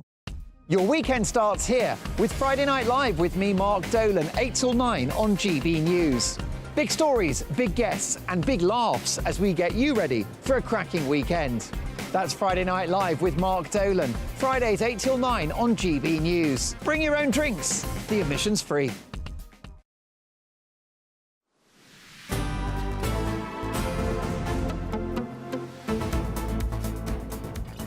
Right, it's 2:49. Now, dozens of pro-Palestine protesters have been arrested on university campuses in the United States after students at Columbia University in New York set up encampments urging the college to boycott manufacturers with ties to Israel. That'll sort it all out. Well, House Speaker Mike Johnson spoke at the campus yesterday, calling for the resignation of the university's president, denouncing mob rule and the virus of anti-Semitism. Yes, many people believe it's being perpetuated around the country's institutions, and it's very much not one university. This is going on across the United States. Is anti-Semitism becoming rife on college campuses? And could we actually run the very real risk of the same thing happening over here? Well, we're joined now by the Israeli-American writer and podcaster Yaron Brook. Yaron, thank you for making the time for us this afternoon. This does seem to be a sort of an almost infectious radical wave from campus to campus to campus that's turning into a partisan fight. Well, it is. And this is look, this anti-Semitism is not coming out of nowhere. This is a consequence of what these students are being taught. This is a consequence of curriculum throughout the country that basically demonizes success. It demonizes the West. It demonizes liberal democracies and holds up as example the worst type of barbarism of Hamas and more broadly of an Arab world that has rejected liberal democracy. So these protests are a manifestation, a consequence of what they're being taught in the classroom. This is a manifestation of the stuff that professors are teaching them on a day-to-day basis, intersectionality, and the whole kind of leftist anti-Western civilization agenda. I mean, Yaron, there are a lot of students on a whole lot of different campuses in the United States. I'm sure you're not saying that every single person out there protesting is anti-Semitic, are you? I'm saying that everyone is protesting is actually sanctioning and supporting evil. That is, what are you protesting here? You're protesting for an organization, and these are protests that are pro-Hamas. You're protesting for an organization responsible for rape and murder on October 7th. You're protesting for a culture that supports authoritarianism. It supports the throwing off of homosexuals from rooftops. This is what you're supporting is barbarism. Now, is every single one of them anti-Semitic? Probably not, but is every single one of them today, innocently or not, supporting a repugnant ideology and a repugnant organization? Absolutely, absolutely. And they should be judged accordingly. They are supporting evil and they should be judged as such. I think the weakness of the administration is not that they're not putting out the police and arresting even more people, which they should be. The real weakness is that nobody is willing to judge these demonstrations. These are not demonstrations for something positive. There is nothing positive that they are advocating for. Yaron, do you think it's possible to be able to protest for peace in the Middle East in a way that is not supportive of Hamas, in a way that is not sort of overtly against the existence of a Jewish state? Absolutely. I mean, protest for Hamas surrendering in Gaza and releasing the hostages. Protest for a Palestinian Authority that is accepting of a two-state solution. Protest for, liberal democracy in the Arab world. Protest for, the liberal Democrats, if they are any, winning in the Syrian civil war. Protest for, the monarchy of Saudi Arabia democratizing its country and liberalizing the state. I mean, there are a lot of things you can protest for if you really believe in peace. This is not the way to protest for peace. The only Yaron, some are saying that the riot police coming in heavy-handedly actually made things a little bit worse. No, I mean, I think, look, these protests are happening on private universities, and Columbia is a private university. They have stopped classes. They've literally stopped having classes. You can't disrupt the education. 95% of the students on these campuses are not involved in the protest. 95% of these students on the campuses are not supportive of Hamas or supportive of what these demonstrators are advocating for. You're disrupting the education of 95% in order to appease 5%, and that is just wrong. It's a strong case you make, Yaron. I'm afraid that's all we've got time for in this interview and indeed on the programme, but really appreciate you coming on and talking through that issue. Yaron Brock, of course, American-Israeli podcaster and author. Yes, that's it from us. It is indeed. You've been watching Good Afternoon Britain here on GB News. We're, of course, back again tomorrow from midday. But in the meantime, you've got Martin Daubney coming on from 3 o'clock. He'll be with you right after your latest weather update.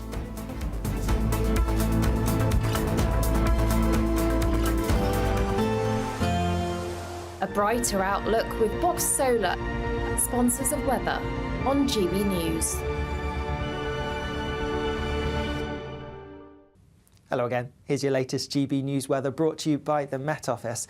It is going to stay rather cool as we go through the end of the week, and there will be some more showers to come for most of us as well, because we are still under the influence of an area of low pressure just out in the North Sea, bringing a showery theme across the bulk of the country. So more showers as we go through into the evening, perhaps something a bit more persistent, a damp end to the day across parts of the southeast, but that rain will clear away as we go overnight elsewhere, and there will be some showers at times, but also some clear skies. And under the clear skies, temperatures are going to take a bit of a dip. Again, there could be a bit of frost first thing tomorrow morning, and possibly a few pockets of mist and fog too.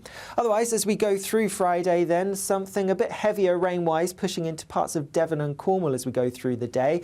Elsewhere, and on the whole, it looks relatively similar to today, really. Yes, there'll be a scattering of showers for many of us, but some bright or sunny spells in between the showers. Despite the sunshine, though, sticking with that rather cool theme, temperatures reaching highs of around 8 or 9 Celsius in the north, 13, possibly 14 Celsius further south.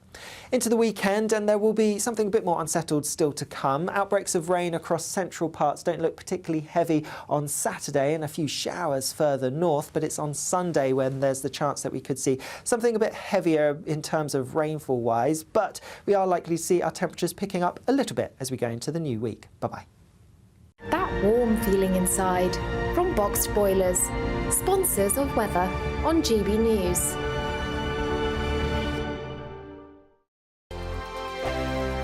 It's the final week to see how you could win our biggest prize yet. There's an incredible £10,000 in tax-free cash to spend however you like. Plus, courtesy of Variety Cruises, a bespoke 7-night small boat cruise for two worth £10,000. With flights, meals, excursions and drinks included, your next holiday could be on us. Choose any one of their 2025 Greek adventures and find your home at sea. We'll also send you packing with these luxury travel gifts. Hurry, as lines close on Friday.